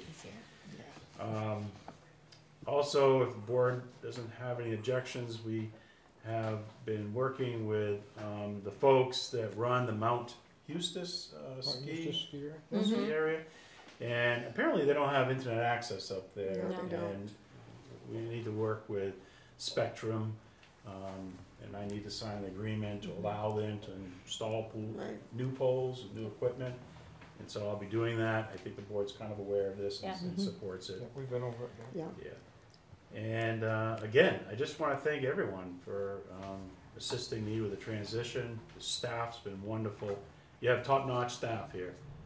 Yes, we do. I've worked in a lot of communities, and you can quickly really gauge a community and the experience and knowledge and dedication in this town.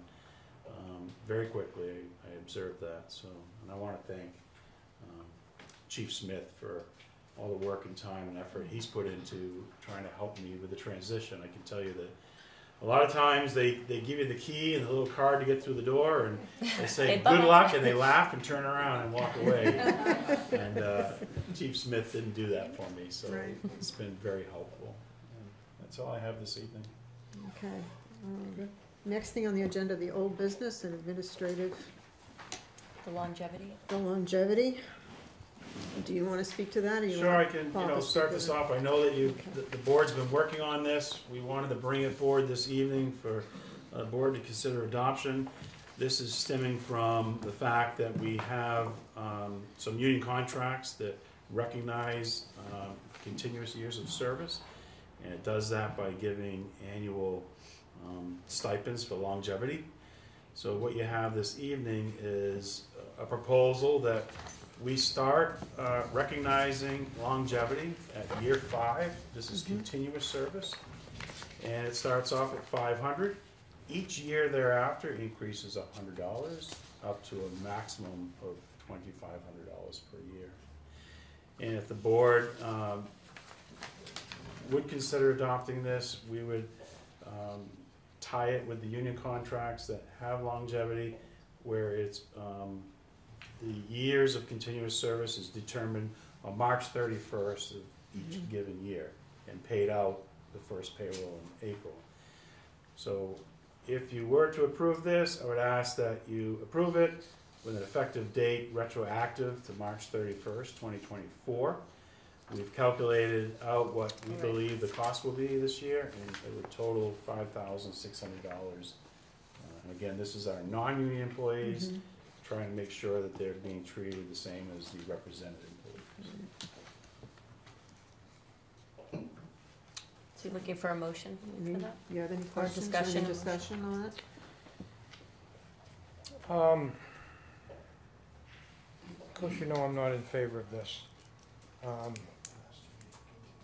To me, the people pay union dues for the union to negotiate stuff like this, to put them on equal playing ground, the non-union employees.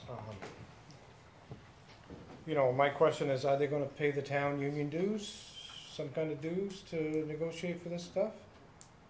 And it's also telling me that they're not happy with the pay and the benefits and everything that we're offering them. You know, I got elected in here to watch out for the taxpayers' dollars, and this is one of them, and I just can't support this myself. Okay, you have anything to say? Yeah, I definitely hear you, and I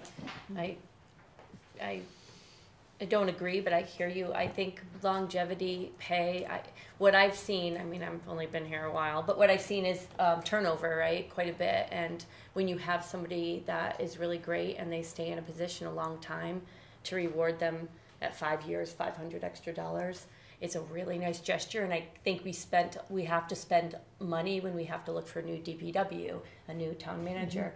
And I think that little bit, 5,000 or whatever it might be per year, really is a nice incentive, and it might make the difference of someone being like, I'm going to go look elsewhere, I'm going to stay and put in 10, 20 years. And the more people, same people, just like in any business, the people that already know the town are going to do a much better job, just because they know it better and they know each other and how to work with each other. So I think I'm in favor of it. I'm in favor of it. But you don't have to say anything. No, You can just vote. You know, when I was on the planning board, I used to lean over to Charlie Ryan and say, I may get in trouble for saying this, but I'm going to say it anyway. I may get in trouble for saying this, Troy, but I'm going to say it anyway. The Littleton employees it's what makes Littleton, Littleton. They work very hard. They go above and beyond. And I understand the reason for the new union. And these employees that aren't part of the union don't get those perks. And longevity, like Carrie was saying, we have some turnover. We have a lot of positions that are still open that we're working on getting filled. And we don't do bonuses. We don't have an incentive plan, do we? We don't have an incentive plan, do we? No, I didn't think so. Just trying to remember. And I think these are well deserved, and especially by the employees for Littleton. I think, unfortunately, I think the Littleton municipal employees are undervalued by a lot of the citizens in town. And I think this gives them notification that they are appreciated by management, and they're appreciated by the citizens in the town. Yeah. So that being said, if I get in trouble, I get in trouble. What? So I will make a motion. I'll second. All in favor? Aye. Aye. All opposed? Aye. Okay. 2-1. Thank you. Okay, next on the agenda, Public Works. Thank you, Eric, for being so patient. Not a problem. Actually, all three of you for being patient. For everyone who doesn't know me, Eric Oliver, Interim Director of Public Works. Been in this position since April. And it's kind of old business, but a little bit of a refresher. So just before Doug left at the beginning of April, I believe it was March 26th or March 25th, he presented the board with various designs for bridges. The board had decided that they wanted to go with a pedestrian walking bridge. So that had to go back through preliminary design. We finally get those plans back. The last page of your packet has the design, I believe, that was presented, that you selected in March. I just wanted to make sure that this is what everyone signed on for or agreed to. I wasn't at that meeting. In reviewing the minutes, the chair had asked that Doug look into and have a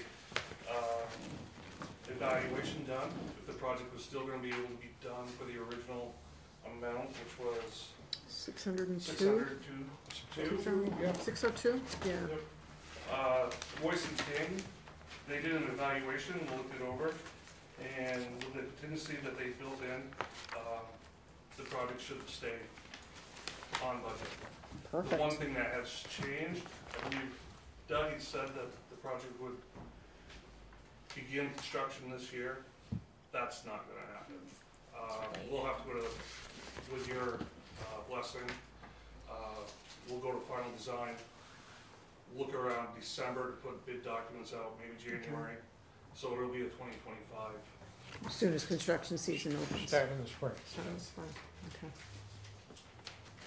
Best case scenario. Right. Depending on the company that wins the bid, Right. they may be later in the season, but it should be my finished by then. push is Right. for Now, 2025. everything that happened with the flood, that's all been mitigated and fixed and No. no. Seamless. I had a conversation with one of the conservation committee members, the chairman. Okay. He was, had been away, but he should be back this week, so we can pick things up there. Okay. But that's gonna get, that'll be like a Band-Aid until we can get the whole, Correct. the construction done. Okay. And this new bridge is taken into consideration of how high the water might go there? Yes. Okay, So, I'm assuming, I mean, Yeah. why would you build something So that's gonna? their fall down? design, Yeah. their design accounts for a little bit more than the 100-year flood. Oh, perfect, thank you, because I think there, well, I won't say it out loud. I think there may be more flooding in the future, well, watch out. Chief Miller's gonna, I take it back. Dan has been through the 100-year flood. I know. Yeah. Well, are you, want a motion? Do we need a or motion for that? discussion? No. I You mean, need a No, we already I guess- made I the guess- motion. I guess direction. It, We're just in need the to right sign. direction. Yeah, Correct. definitely move forward. Yeah. So, Yeah, this, I guess it's an it- update. unfortunately, this thing has been put on the back burner for way too many years. Let's get it done. I try. So, Yeah. we need to sign that new, Yeah. is that correct? No. No, I just need the verbal Okay, from you that you got it. you approve the design. Yep. I've already presented to the conservation committee, Okay. asked for comments back from them. Okay, We're all on the same page. Okay, good. so Thank you're you. moving forward with it. Good job. Thank Thank you, you. Eric. Okay, that'll look nice when yes, it's done. it will. Okay, next on the agenda, the police department. Gardner, are you coming to see us? Go ahead, Paul. It's Jim's pretty doing exciting after all the stuff we've covered tonight, but, Could be exciting. so, I believe what you have is my, stuff on a fine schedule for the town. So, without getting too much into the details, our current system on issuing citations for town violations is a little broken. The dog violations go to the town, which is fine. If we write something for a dog, being at large, being vicious, something like that, they have 3 days to pay for civil forfeiture. If they don't do that, then we have to be notified again. Then we have to file paperwork with the court as a violation level complaint to bring it forward in the court. All right. So that works, although it's a little clunky having, getting with the town we have to issue the citation, get that citation to the town in case they pay it right away. And then 3 days later, the town has to tell us if they didn't pay it, so we can go ahead and do all our paperwork with the court, because there's a short time frame there we have to file it. The rest of the town ordinances, we actually write a ticket, and that ticket goes to the court. And then it drops off our vision. We have been told that the court, when someone pays that ticket, does give the money back to the town, but the court never tells us. Oh. So we write the ticket, and it's kind of in limbo. Okay. In theory, if they don't pay the ticket in time, they're supposed to tell us so we can file that violation, but there's a big disconnect on our tracking because we don't know what happened. So the initial motion was basically the select board has the ability under New Hampshire RSA to say, okay, instead of going to the court, the town can directly take those fees on a violation level citation. And at the police department now, we are able to take credit cards with the eb2.gov system. There's a ridiculous charge on that to the consumer, but What percent? it's $2.50. Wow, Yeah. that's kind of high. Yeah, a little bit. But we don't set that. That is to them, but it is no cost to the taxpayer to receive that savings. And of course, they can still pay cash at the police department. We have a cash box. And we're open from generally 8 in the morning until 6 at night, so we have pretty good hours Monday through Friday in which there's someone in the administrative office to take these. So I thought it would be a very convenient way to do that. When I looked into the weeds, the next piece I learned is that generally to do that, you should have a fine schedule. Like if you were to look online, you can see there's a fine schedule for motor vehicle issues. Yeah. So what I did is I collected from our ordinances the fines that are posted there. Some actually didn't have fines posted there, so those are based on kind of what we've been fining for those items. My suggestion would be to add the fine schedule to that chapter. I want to say it's 20 off the top of my head. There's an ordinance chapter specifically for penalties. Yeah, it's chapter 20. Chapter 20. And as we go forward, we could clean some stuff up with if the select board or the town would like to change a specific fine, instead of changing it in the ordinance itself, that covers that, you could just update the fine schedule. Which might make it simpler if someone was looking for a value. All the ordinances going forward, if they're ever updated, could say, see fine schedule, penalties, chapter 20, and chapter 20 could have a listing of all the fines. So really just two kind of unexciting It's kind of exciting. So, processes. okay, so right now, if somebody's piling snow and blocking the street, there's a $50 fine for the first offense, $100 for the second offense. Where does that $50 go? Does that go to the Littleton, that goes to the town. It goes to the town clerk. Well, you want it to go to you now, though. It doesn't, well, it would never come, it goes to the town's coffers. It Right. can come in Right. through us, Okay, but it goes to okay. finance. I don't know. So, General fund. General fund. and Lori left. Oh, yeah, and that currently, it would go to the court. It goes to And the the court. court would Okay, send and a then the check court to the sends it town. to the But we town. don't, we're trying to bypass the They'll court. send us a check, and then Yes. the check goes to the The- revenue. Unless, so it's want to bypass the court unless you're bringing somebody So who's if someone violated, chooses like not the to dog pay- thing. Then If someone then you- chooses not to pay their fine in the amount of time, then we would still have to do a violation with the Very court. convoluted. How many of these, This is easy stuff. these numbers Yeah, but- that we're seeing on here for all the people that can't see, there's 26 different chapters, some have different sections, and there's things running from $10 all the way up to like 300. Are those do you look at how do those get billed? Are they similar to other towns? A lot of them are Or- actually written in the ordinance themselves. So Right, for instance, so they- parking Right. violations are set in the ordinance itself. And are So- are all these seem reasonable to y'all too? But now, if we can now you're giving us the power to be like, shouldn't it be $5 Some are if you steal a actually- cat or whatever? Some are actually a little lower than Don't we give would see on anybody a any state ideas. penalty. Some are very low, I guess is what I'm saying, and Yeah. some seem really high. And they were some were amended at delivery Some of the session. higher ones are based on state fines. So the high one Okay. you'll see there's probably handicap parking. Yes, That is which high. I understand. So So that one's handicap mandated, parking, kind and of. and there's also a $50 access lane, and those are Yes. the stripes next to the van parking lots. Oh, what about Okay. chapter 22, $500? What one was 20? That one is Can- possession or sale of synthetic cannabinoids. Yes. Wow, we are Yes. That's serious been a about problem. that, aren't That's we? been a problem for a while, but we did Wow. have Yeah. a store selling spice. So- which is popular.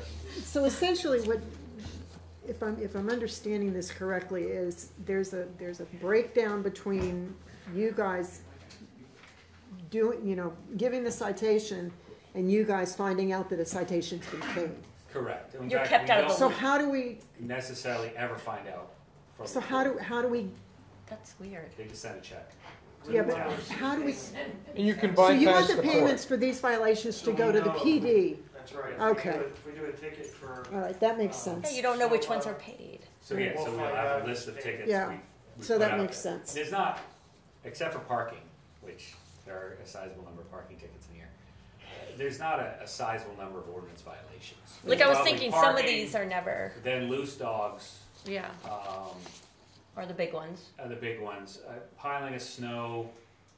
you Jaywalking, generally have that's to talk not to somebody. happening often. Jaywalking I put under parking.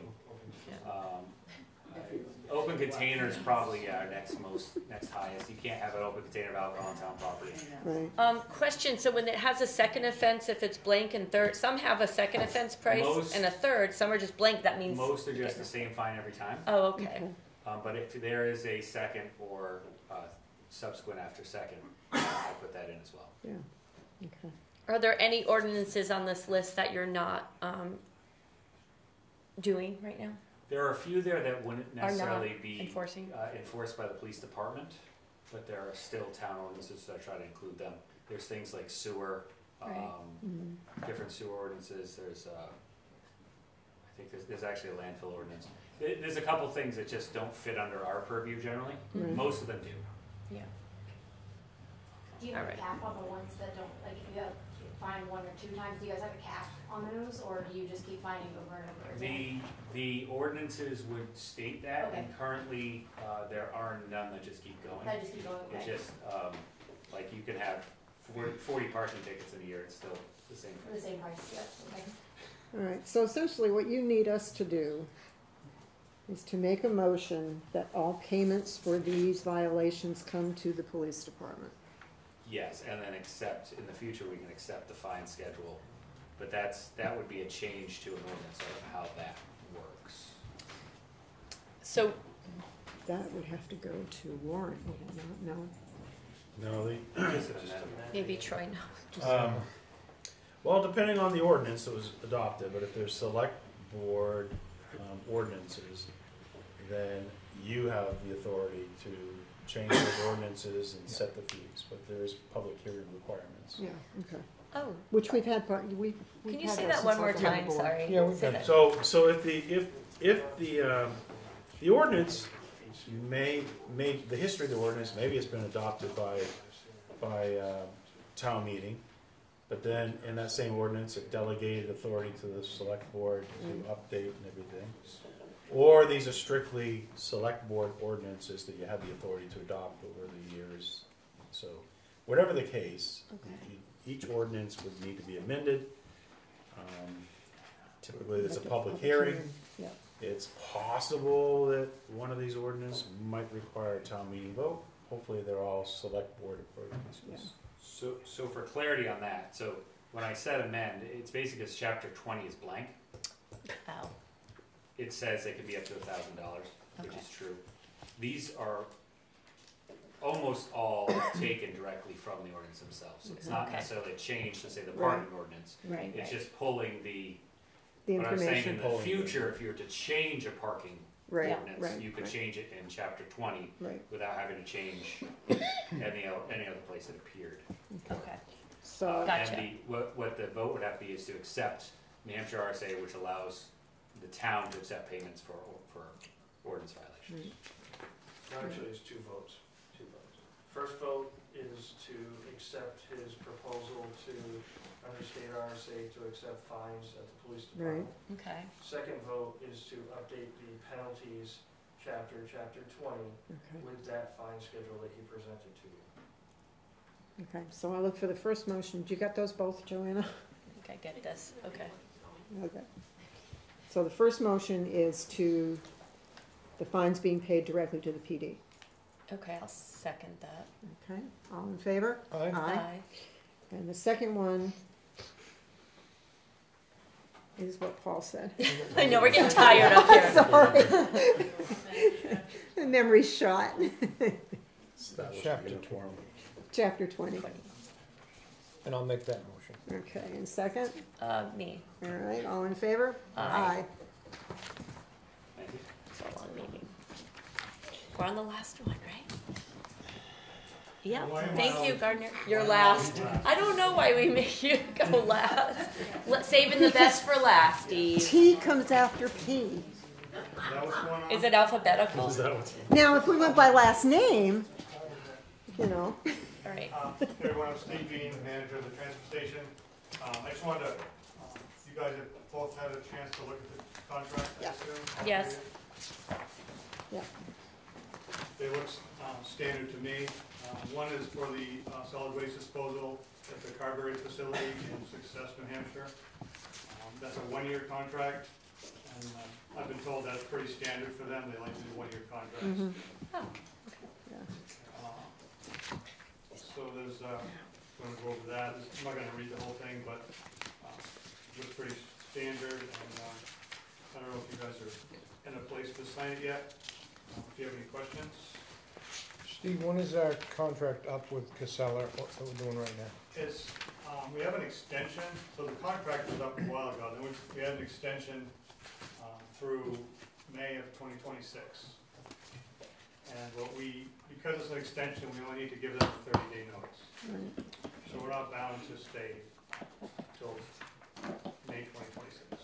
Okay. When is their close date? Is that December 2026? No, 2025, isn't it next year? 26. fairly soon. Yeah, late 26, early 27, that's Okay, what they're saying. okay, all right. I see that on the Normandy trucking, he dated it October 1st. Was that just him hoping, or just I think, that's when yeah. he could start I if was it thinking passes? if we were able to sign it Tonight. relatively Tonight. soon, tonight, I was thinking maybe November 1st would be a good clean start date. Okay. That would give Normando Trucking time to get his containers and his people on board. Yeah. And get Carberry on board as well. So, Steve, what are we paying for containers now? For the purchase the container, Actually, for the ones that go from here to Casella. transportation costs, Casella actually just went up twice on their transportation costs in the last 3 months. It is it's around $570 for transportation, Okay. and it's between $80 and $82 for the tipping fees. But the containers themselves, they're Casella's containers No, that they, Town of Littleton owns those. we own the containers? Yes, Okay. we have 4 containers, so we have 3 for each unit, and then we have 1 spare. Yep. And to do it cost efficiently, because you're traveling so far now, we really need to purchase 2 more containers, so we have backups for all 3 units. And that's, I'm prepared to put a warrant article in, and I'm gonna work with Normando Trucking. If we have to, we can lease something from them at the time being. I don't know, I don't remember if that was in here or not. Normando Trucking was the man who was here last time Right. you Yes. presented. Yep. Okay. And he did say we can work out, there's a certain hauling rate where if you were to come to Littleton, take one of our containers, go to Success and come back, it's obviously higher than if he just comes with an empty Right. and Oh, then right. goes back and Right. stays up north. So perhaps Littleton can purchase a couple more containers, is what you're Yeah, thinking. I've got quotes, Okay. they've gone up just like everything else in the world has. Mm-hmm. 2 containers, I got heavy duty containers because it could last a lot longer. We're gonna be in the neighborhood of $18,000, Okay. so they're not cheap. Makes sense, though. So the Put it into the freeze-ins and stick-ins, that's the winter time when the stuff won't come out of the container. Mhm. So after 45 minutes on the landfill, Oh, they charge an extra charge. there's an extra charge, $150 an hour, and it's in half-hour increments with an annual increase of 5%. Is that is that like us? All I can say about that is, we've hauled the Casella for years, and they're always back within an hour. So I don't think we have stick-ins because we rotate the cans pretty much weekly. Mm-hmm. If you had a place that was like a Shaw supermarket where it was sitting maybe for a month, I think you'd be more apt to get those. Okay. But we empty them so often. So we really haven't had any stick-ins. We haven't had any. So you're not expecting that fee to be an issue? No. Then also the fuel. There's a fuel surcharge. 5 cents each gallon increase. They start at $2. Fuel escalation sheet. So is that on top of what it's gonna cost us to take the container there, or we get charged separately for the fuel that's being I used? believe if the cost goes above the $4.30 a gallon, he's got like a chart, so if it goes $4.30 a gallon, he's gonna charge an extra, $2 increase. If the gas goes above $4.90 a gallon, it could be as much as 26. And, Okay, and we're getting that from a lot of, not from a lot of haulers, but. so that's not a separate charge for fuel, it's just if the fuel rates go up, you'll have an extra charge, Exactly, okay. yeah. No, I had to just understand that. Yeah. And he's got a rate going all the way to the end of the contract, which is a 5-year deal with him, and it will be $8.33 in 2029. That seems like a ridiculous number, but the way things are going up, Yeah. it's probably pretty average.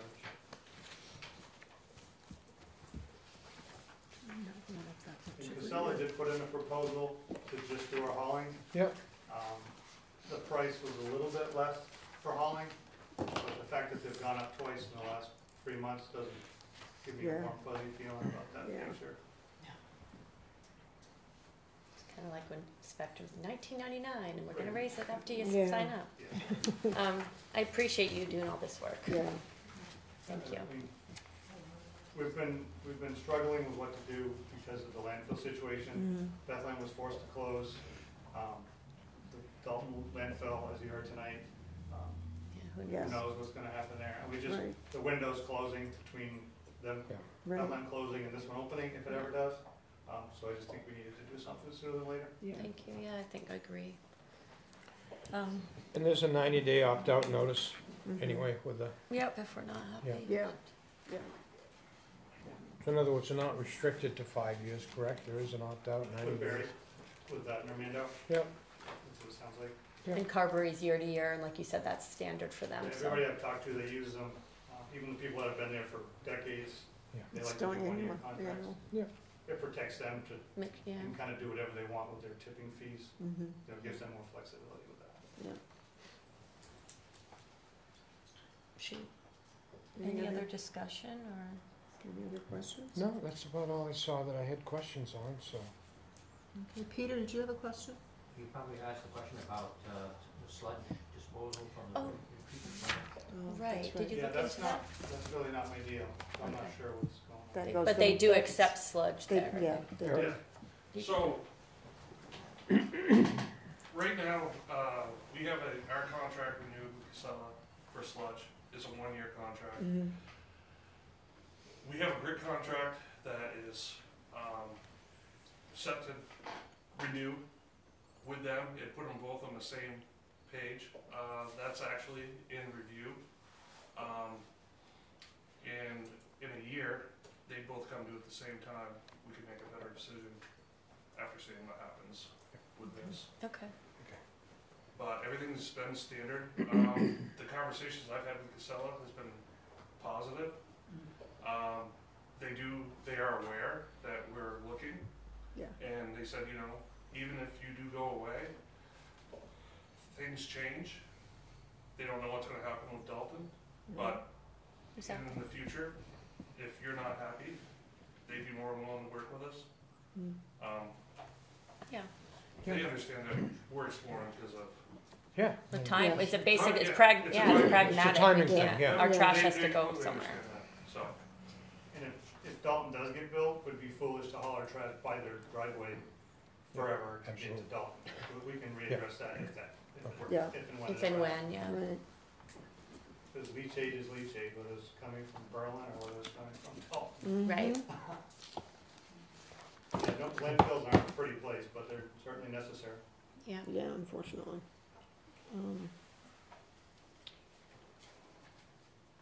All right, so you both have reviewed the contracts? Yes. You're comfortable with them? Yeah. Okay. Yeah, as far as, the Normandy trucking, that start date on that was, he had written down. He had October 1st, first, but we needed 30 days, so it would be what, You were saying November November 1st? 1st, Yeah. maybe. Okay, We can, he's super flexible, so we can get that yeah. modified. Okay.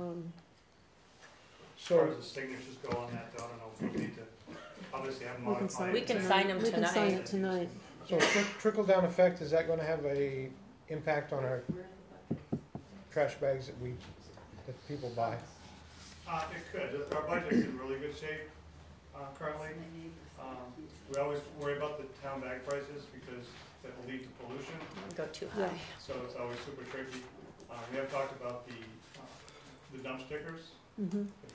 Littleton has really, in the last 5 years, because we're permitted to go outside the town, with COVID and people remodeling and the extra people here, the traffic we've seen has gone up by 30–40%. Yeah.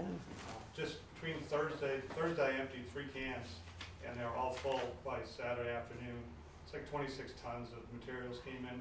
I know that's not all coming from Littleton. People I come think from other I towns, think we need to wrap that up and try to control where the trash is coming from. Yeah, well, we had talked There's ways, there's different about ways. because when we used to have the landfill 50 some odd years ago, you had to have a dump sticker on your vehicle to be able to go and dump. Or if there's somebody from a different Right. town that wants to dump the truckload, like you could charge them more for being out of town or Right, something. right. For, you know, when you dump the whole truck in. That If I we think. control those numbers, that'll reduce the trips to Berlin. It'll reduce the Yeah, whole that cost. too. Yeah. Plus, That's what I was thinking. you read my mind, Pat. And plus, push more for recycling on what now. When I was down at the transfer station, And RRA. thank you. Yeah, we're actually. I've got their brochure here somewhere. Oh, right here. Right here. The Northeast Resource Recovery Association. They're big on recycling. And our transfer station does a really good job. However, our citizens maybe not quite so much. Make a lot of trash. Yeah, I agreed to do they have a big grant. It's a 3-year Right. grant. It's gonna include education. Yeah. We're gonna look at how much contamination there is in our current waste stream. And then we're gonna do a bunch of education pieces. And then at the end, they'll redo that process and see if it's. Right. With dump stickers, it would be also the bag system and dump stickers? Like if somebody didn't have a car, they still, okay. Yeah, because the bags are crucial, because that's what pays for Okay. so much stuff. All right. I don't know how dump stickers would work as far as Maybe just alert who would that- create them and who would administer them. So we'd have to Would have. work on that. Yeah, I don't remember. We have a company. We can do, I'm sure they Yeah. can't be expensive to We make do the those. permitted parking. And then do you foresee the validation getting done at the town clerk, or? I mean, that's probably the smoothest way to do it is when you get your registration for your vehicle. Oh, yeah, That's a do good it with the idea. registration. That's a great yeah. idea. You know, you can buy your dump sticker. Yeah. Because they know where they live. Right. So if you got 2 vehicles in the household and you pay for dump sticker for each one. Or just one and use that vehicle. Yeah. Like your truck or something. Okay. I think it's important to do it because. I think so too. When that landfill does close, and we can do it before that, when the landfill does close the wetland, it's gonna be uncontrolled. Right. It's almost there. Yeah. Needs a motion, right, or to Yes. accept this? Is everybody ready for that? You ready for a motion for that?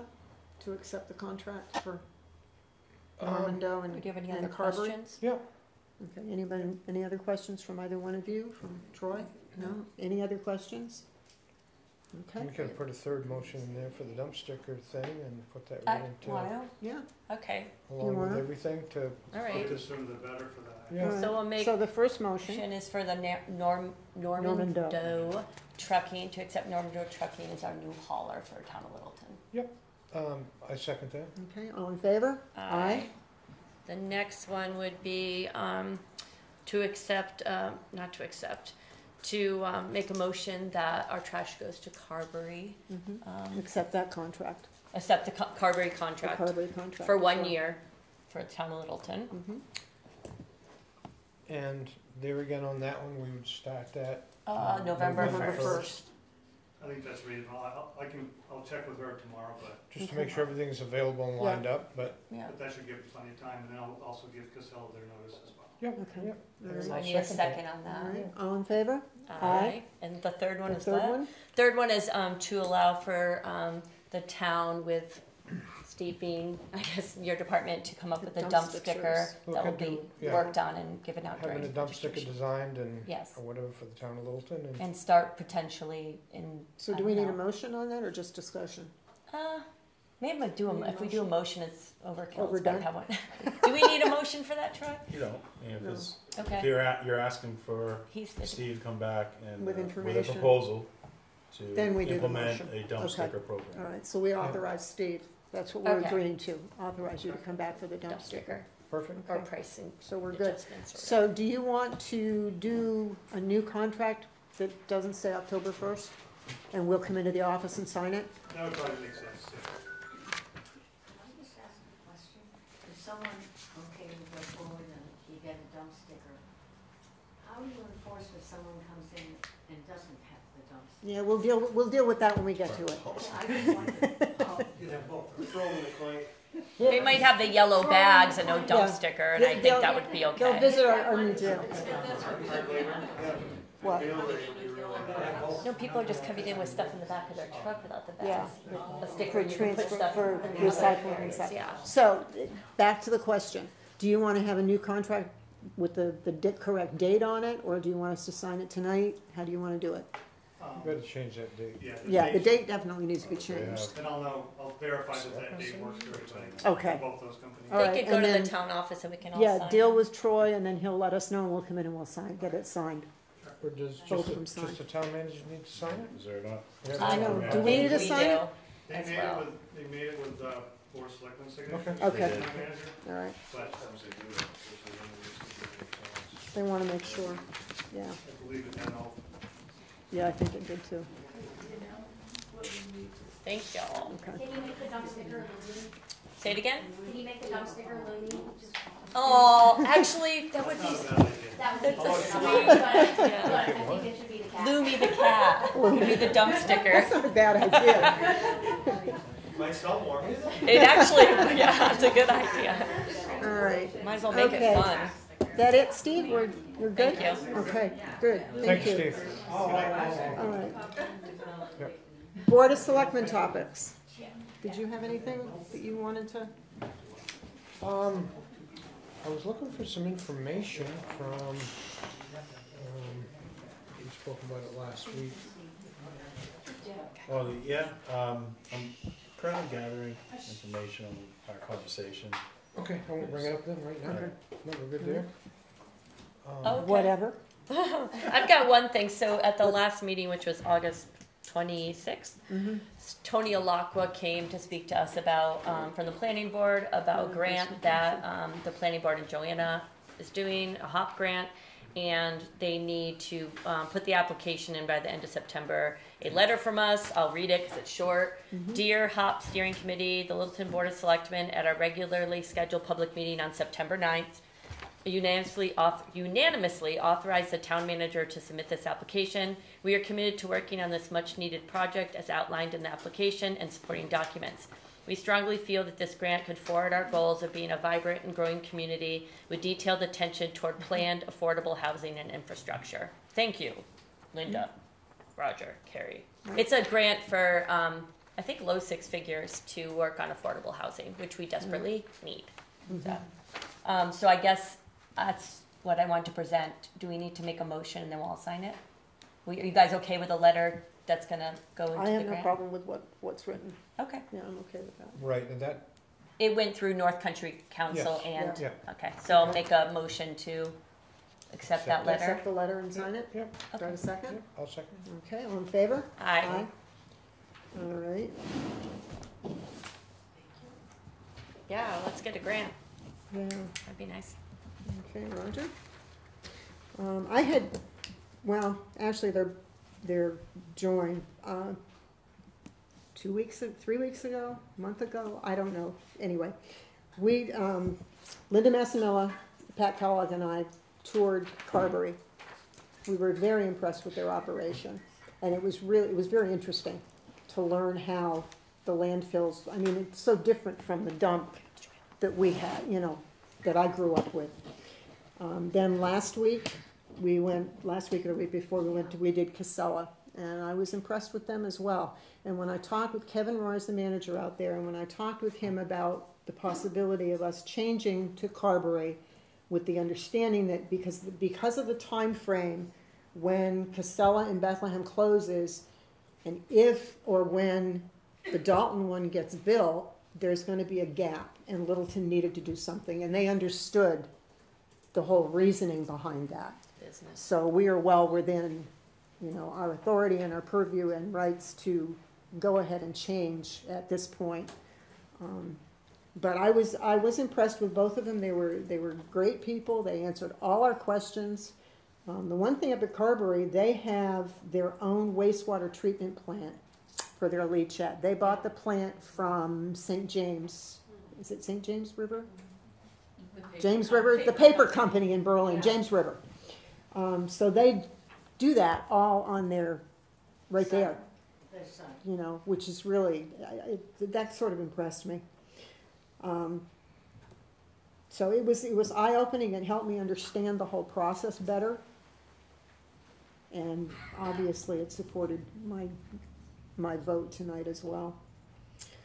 Other than that, we are meeting with Art on Thursday to actually go down to the bridge, the covered bridge, to get the lettering exactly how we want it on there and exactly where we want the plaques put.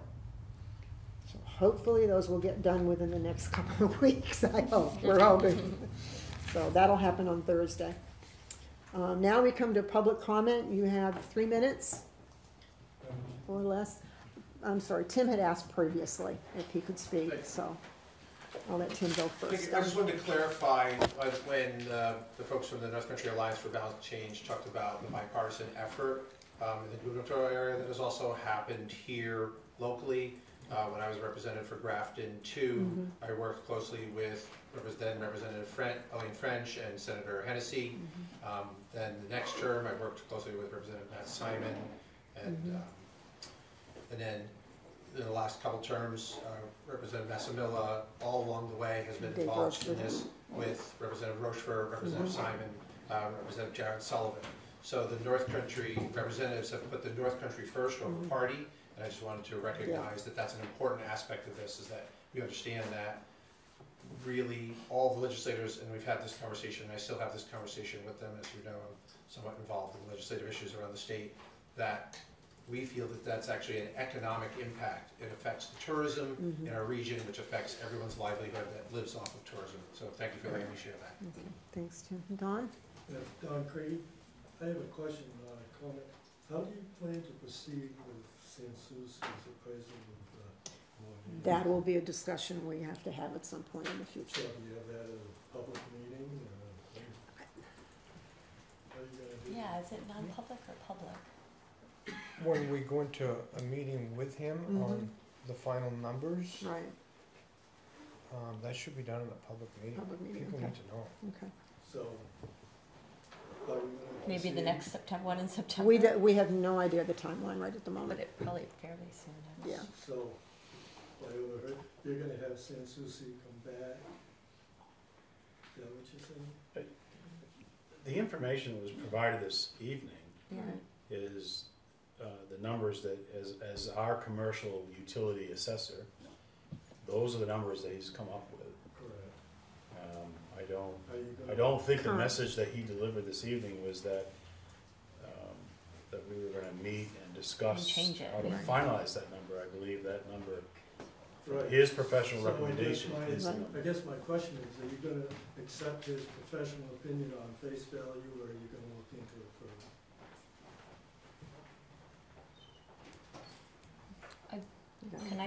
I mean, go ahead. I tend to accept the persons who's done it in their life for their job at face value. He certainly knows more about it than me. And I know there was the issue before where the town got sued, but his assessment wasn't the one that people went with. They asked for it to be higher, got greedy, and then the town got in trouble. And I think his numbers seems quite reasonable. But. Okay. Yeah, go ahead. I have no idea whether the figures he gave you tonight are right on right now. I can give you my experience with Skip Sanssouci. what little I know about assessing, I learned from Skip. In the 90s, he did a fantastic job. Fantastic. The next time, it wasn't worth the paper it was written on. We did get a second opinion. The problem wasn't with that second opinion's appraisal of it. The problem was there was an in-house clerical error, and it was never equalized. And so in that 3 or 4 year period where it didn't get equalized, we had to pay that money back, and I think it was like $6 million total. So that's what happened. So with me, Skip has a mixed record. One was excellent and one was F minus. So, you know, in the end, you guys are holding the bag. But I would just caution you that maybe you want to look into it a little deeper to figure out whether this one is right or not. Yeah. The only concern, I understand your concern, and I understand there's discussion in town about being cautious and maybe really developing a long-term plan as how we're going to select our commercial utility appraiser. You know, is it through an open process, a bidding process, and vetted through interviews? But to get to your point right now, Mr. Sansucci's been working on those numbers in anticipation of the town setting its tax rate, and that process is going to be starting here very soon. And there would be no company that I'm aware of that you could engage and have them come up with a number within the next 3 to 4 weeks. It's impossible. So I think it's more long-term. 2025 is maybe. Well, maybe I misunderstood what's going on. You have this gap where this pilot expired last December, and to get into the total revale of the town. There is a gap, yes. So are you just filling this gap, and then it'll be looked at again? Yes. With the town-wide appraisal? Yes. Okay. Yes. Yeah, and that's the final numbers we're looking for in 2025 when we do the appraisal for the whole. And it'll be 100% equalization, Yeah. plus a new appraisal. Because we have to do them at 60% right now. Right, that's what's really Just to making be it fair and not running the loss. Fair. That's what got the town in trouble with the $6 million overpayment. It wasn't done. Yeah. So you're on the track there. So I would, free advice is worth what you pay for it. But come time to do a reappraisal, I would get more than one RFP out there besides Skip. We always do. We always do. So we will be doing that. Right, because I know that, Wilder Dam has a different assessor down there. Right. And we could, just. Get a couple. Yeah, have a couple, be nice to have 3, but. Well, you could have 4 or 5. Yeah. There aren't that many of them out there. No, Well, unfortunately there aren't. I Googled, but I mean, there's So not the that last many. time that we went through this, were you on the advisory committee? Well, I'm We're not not sure. doing I anything. had nothing to do with the pilot program. Yeah. No? See, the pilot program didn't make sense to me. Am I taking up? No, go ahead. Yeah, you are, but that's okay. We like to hear this.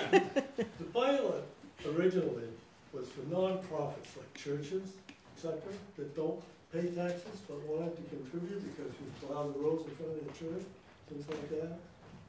But the state changed it to hydro to influence investment in solar and all these things, so bring up for the demand and get into green.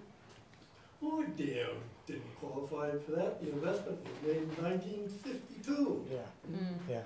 So the only new investment with that turbine they put in was because of the relicensing, the conservationists got a minimum river flow, so they couldn't hold it back any longer.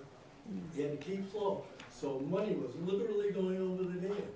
So they put that slow turn turbine in there to recapture some of those funds that they no longer could, even though they're selling it at a lower rate. Yeah. So it's very complicated. It is, and I know that there's rules on how much water has to flow through that dam every day. That's correct. And if they couldn't meet that and turn those big generators, so like you said, water over the dam for nothing. Right. But now they can produce power with that low flow and keep their contract with how many gallons of water has to go through and still make money. So they're regaining it, but what I'm getting back to is the idea of the pilot wasn't for more stations that was already built, it was to encourage future investments in growth. Yeah. So to apply a pilot, and not only that, screw the school system, absolutely screw them. Now, you gotta, I understand that you represent the town portion of the tax rate, but you gotta think of yourself as a whole. And, you know, you don't wanna be skyrocketing the school tax rate, that makes them look terrible, and you guys look like heroes, but it's playing with the numbers. Anyway. Okay, thanks, Don. Anybody else have, Diane? Well, I think there's another part to this issue, and it's reinforcing our abilities inside the town office, perhaps to have an assessor or have some of our staff go and have training through the New Hampshire Department of Revenue. They have training sessions for assessing. Mhm. Not that they would do it, but that they would be aware of the paper process, they would be aware of the timelines, they would be advising the Board of Selectmen on timelines as well. Because we have dropped the ball several times in that area. And I think we at one time had a person in the town office who did that, but when she left, we never picked up the ball again to replace that person.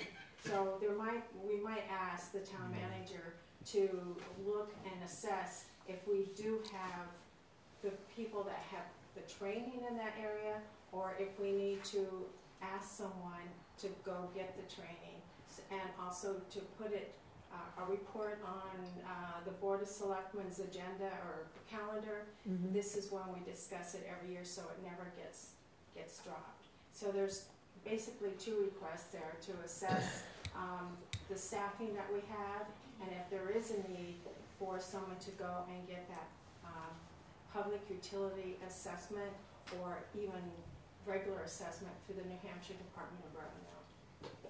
Okay. I'll look into it. It's a good point. I haven't become familiar with everyone's job responsibilities, but you raise a good point. This town contracts out the assessing functions, but still, I've been in towns when you have contracted assessing functions, but there's still a staff person that's usually chasing down the change of use taxes, the veterans tax. There's so much that goes on with assessing. And the contractors, you know, are not, I'm not sure if the contractors are literally doing the fine details of the paperwork with the area. So I'll look into that and report back to this board as to at least making sure we do have a staff person that's responsible for some of the assessing work. I don't know where that oversight is. And I think currently. maybe even, as Don said at the very beginning, that when we ran into the issue of the abatements, part of it was due because it wasn't equalized. And that was an internal clerical that's error. a shame that And so, you know, I don't know why that happened, but we need to make sure it doesn't happen again. Yeah, learn a lesson and never have it happen again. That's right, that's right. So after doing a lot of research and everything else that we're doing on this More Dam project, it's an awful big part. Yeah. It is. It's a big decision that I don't think the three of us are qualified to do, because we don't have the information that is out there. So any outside help that we could get to advise us, I'm willing to listen. Yeah. Okay. Can I speak soon? However, my Sure. comments, I would, again, ask the town manager to think about maybe establishing another committee to basically do some of the research. The the decision still lies with the Mhm. board of selectmen. Right. But we have new turnover on the board, we have turnover at the town manager, and whatever we can do to bring the knowledge together, you have Mhm. great resources in the community. Yeah. Reach out to them, and then maybe also build a longevity, so there's always someone around that has a historical Mhm. knowledge of what has happened or what should happen.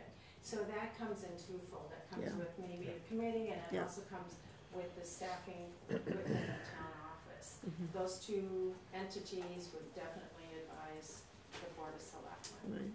Right, okay, thank you, Diane. Anybody else? I'll get a quick comment. Not on this, not on the board or anything, just, I heard someone mention about spectrum going up on Mount Eustace. Mm-hmm. Yeah. The poles and wires are already there. Thank I you. mean, I thought they so, were. they've already come to us with a request, I'm not sure what you all are doing. Cause it's a franchise area through Spectrum, so all they have to do is knock on our door, we tell them, yes, clearance is there, and they attach it. They were to the asking pole. for clearance. Someone came 2 Well, meetings ago that's- to ask. That's, Someone from Mount Eustace. I asked that they amend the contract so that when you move their poles, that it mandates that they move their stuff with you. So we don't have scenarios, like multiple poles. well, we move from the top down, so. I understand that, but if you had Then to they come off, replace, we cut the if pole. you had to replace, we don't want the scenarios that we're seeing, so I asked them to just modify their contract so that it would be in compliance and they would move their stuff with you per your request. It's like we got 2 or 3 people working the same. They came to this meeting and requested that this. Well, that's board- because I think Mount Eustace, Letterman Circle Committee. We don't, do we need to sign it then? I think my guys are already actioned it, so I'm not Oh. sure where we're at. Long as it's done. So We can connect based. yeah, I think we're chasing our tails in a circle. Mm. Okay, thanks, Tom. Okay. You guys wanna sign it? I don't give a shit. Hey, it's better, right? It'll be signed twice, whatever. All right. Just more support. Okay. Let's touch base. See what's going on. We need a motion to go into non-public for RSA 91A32D. I'll make that motion. I'll second. All right, all in favor? Aye. Thank you, Thank you. everybody. That was a long meeting. Yeah, thanks.